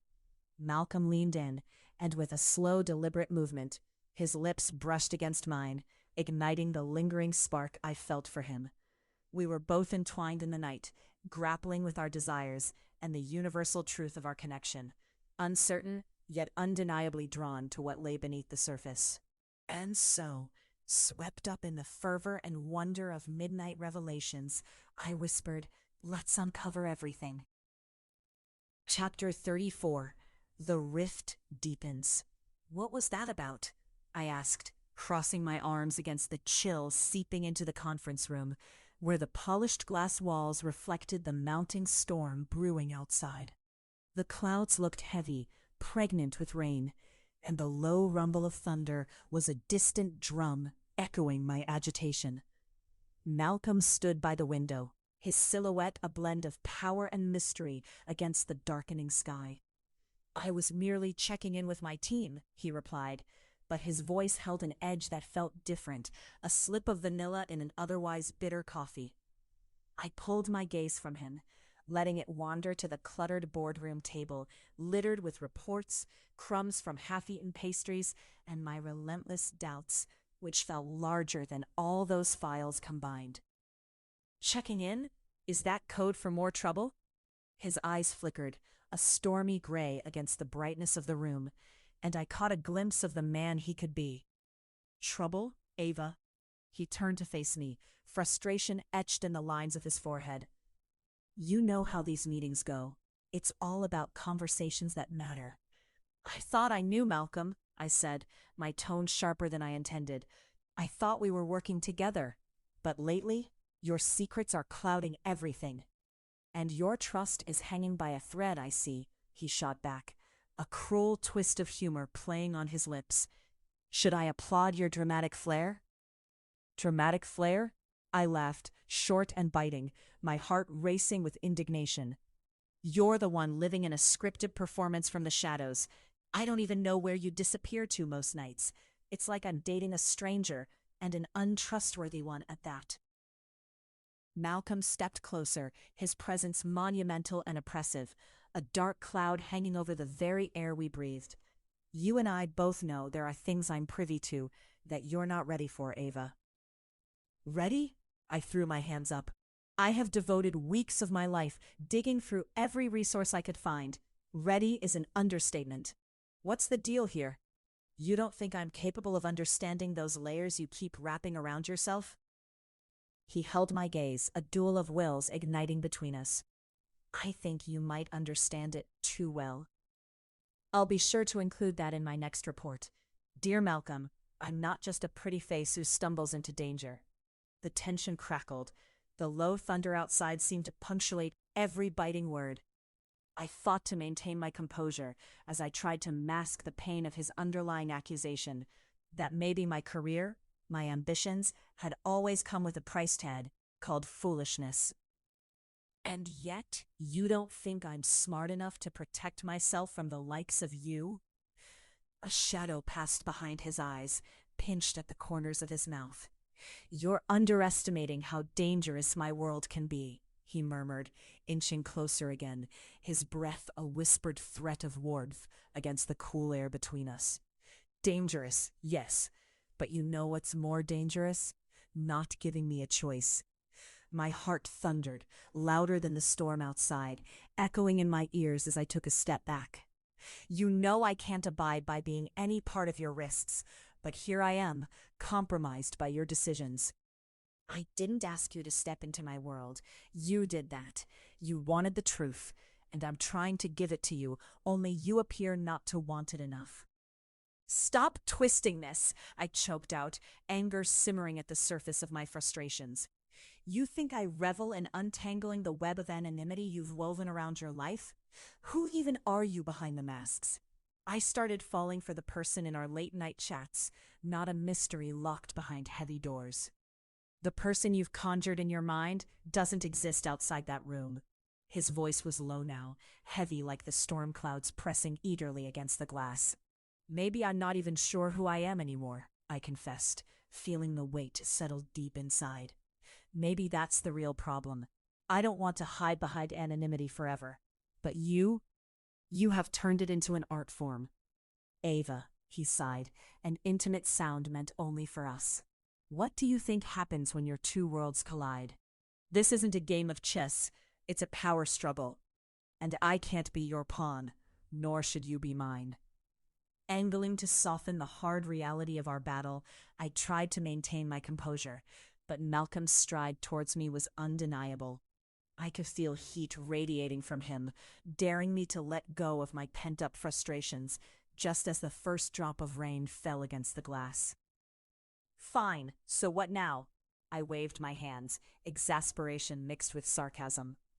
Do we stand here all night arguing over semantics, or do we actually engage in a relationship where trust and transparency might exist? I felt adrenaline coursing through my veins. My voice shook, yet I held firm, bracing myself for whatever would come next. He stepped even closer, his presence flooding the space with an almost predatory intensity that left me breathless. "What do you want from me, Ava?" His eyes flooded with warmth, the corners softening as he searched for something in mine. There was something beautiful in the storm brewing between us. Clarity. "I want you to be honest with me," I breathed heavily, weaving through my tumultuous emotions. "I'm over all these power plays." "Then embrace this. Embrace me." He reached out a hand, brushing it across my forearm, his touch igniting a fire within me that I had firmly tried to douse. "I am what you wanted, what you dreamed of, just as much as I dreamed of you." "Your dreams seem to involve a lot of secrets," I replied, my heart racing at the electric connection building between us. Thing that both frightened and excited me to the core. He stepped further into my space, the table now a thin barrier as rain continued to dance against the window. "And your fear of vulnerability is the wall that clouds your vision. Ask yourself, do you want me here, with all my flaws and uncertainties, or do you want me out there?" "I'm scared," I whispered, trembling under the weight of honesty. "What if you hurt me? What if you pull the rug out from under me?" "That's what I have to reconcile." "Then let me show you," he whispered, my doubts flaring, igniting the yearning within me. In one swift motion, he lifted my chin, his fingers brushing my jawline, causing my breath to hitch. I could see the fire of commitment battling with desperation in his eyes, that intense determination settling deep in the pits of our earlier conflicts. But did I dare trust this chaos? "Malcolm, I can't just forget all this. I won't." "Then don't forget it, but lean into it instead. Use it to understand us. Let me erase the insecurities if just for tonight." The promise left unsaid between us hung like the heat before a tornado. It demanded action, a reaction. The words I longed to utter danced on the edge of my tongue. I could feel the current between us surging, overpowering and electrifying, pulling me into his orbit. "I'm still angry," I murmured, the truth bursting forth as my defenses crumbled beneath the weight of desire. "Good. Let your anger guide you. Let it draw you to me." With that urgent invitation, Malcolm captured my mouth with his, plunging into the storm of emotions that had built between us. It ignited a maelstrom in my chest, rain and passion colliding, leaving no room for uncertainty. His lips were firm yet tender, coaxing as they moved against mine, the kiss igniting every nerve within me. I tangled my fingers in his hair, pulling him closer, seeking the connection that cut through the argument, the rift between trust and fear. The thunder cracked above us, mirroring the thunder in my heart, and I melted into him, letting his strength swallow my uncertainties.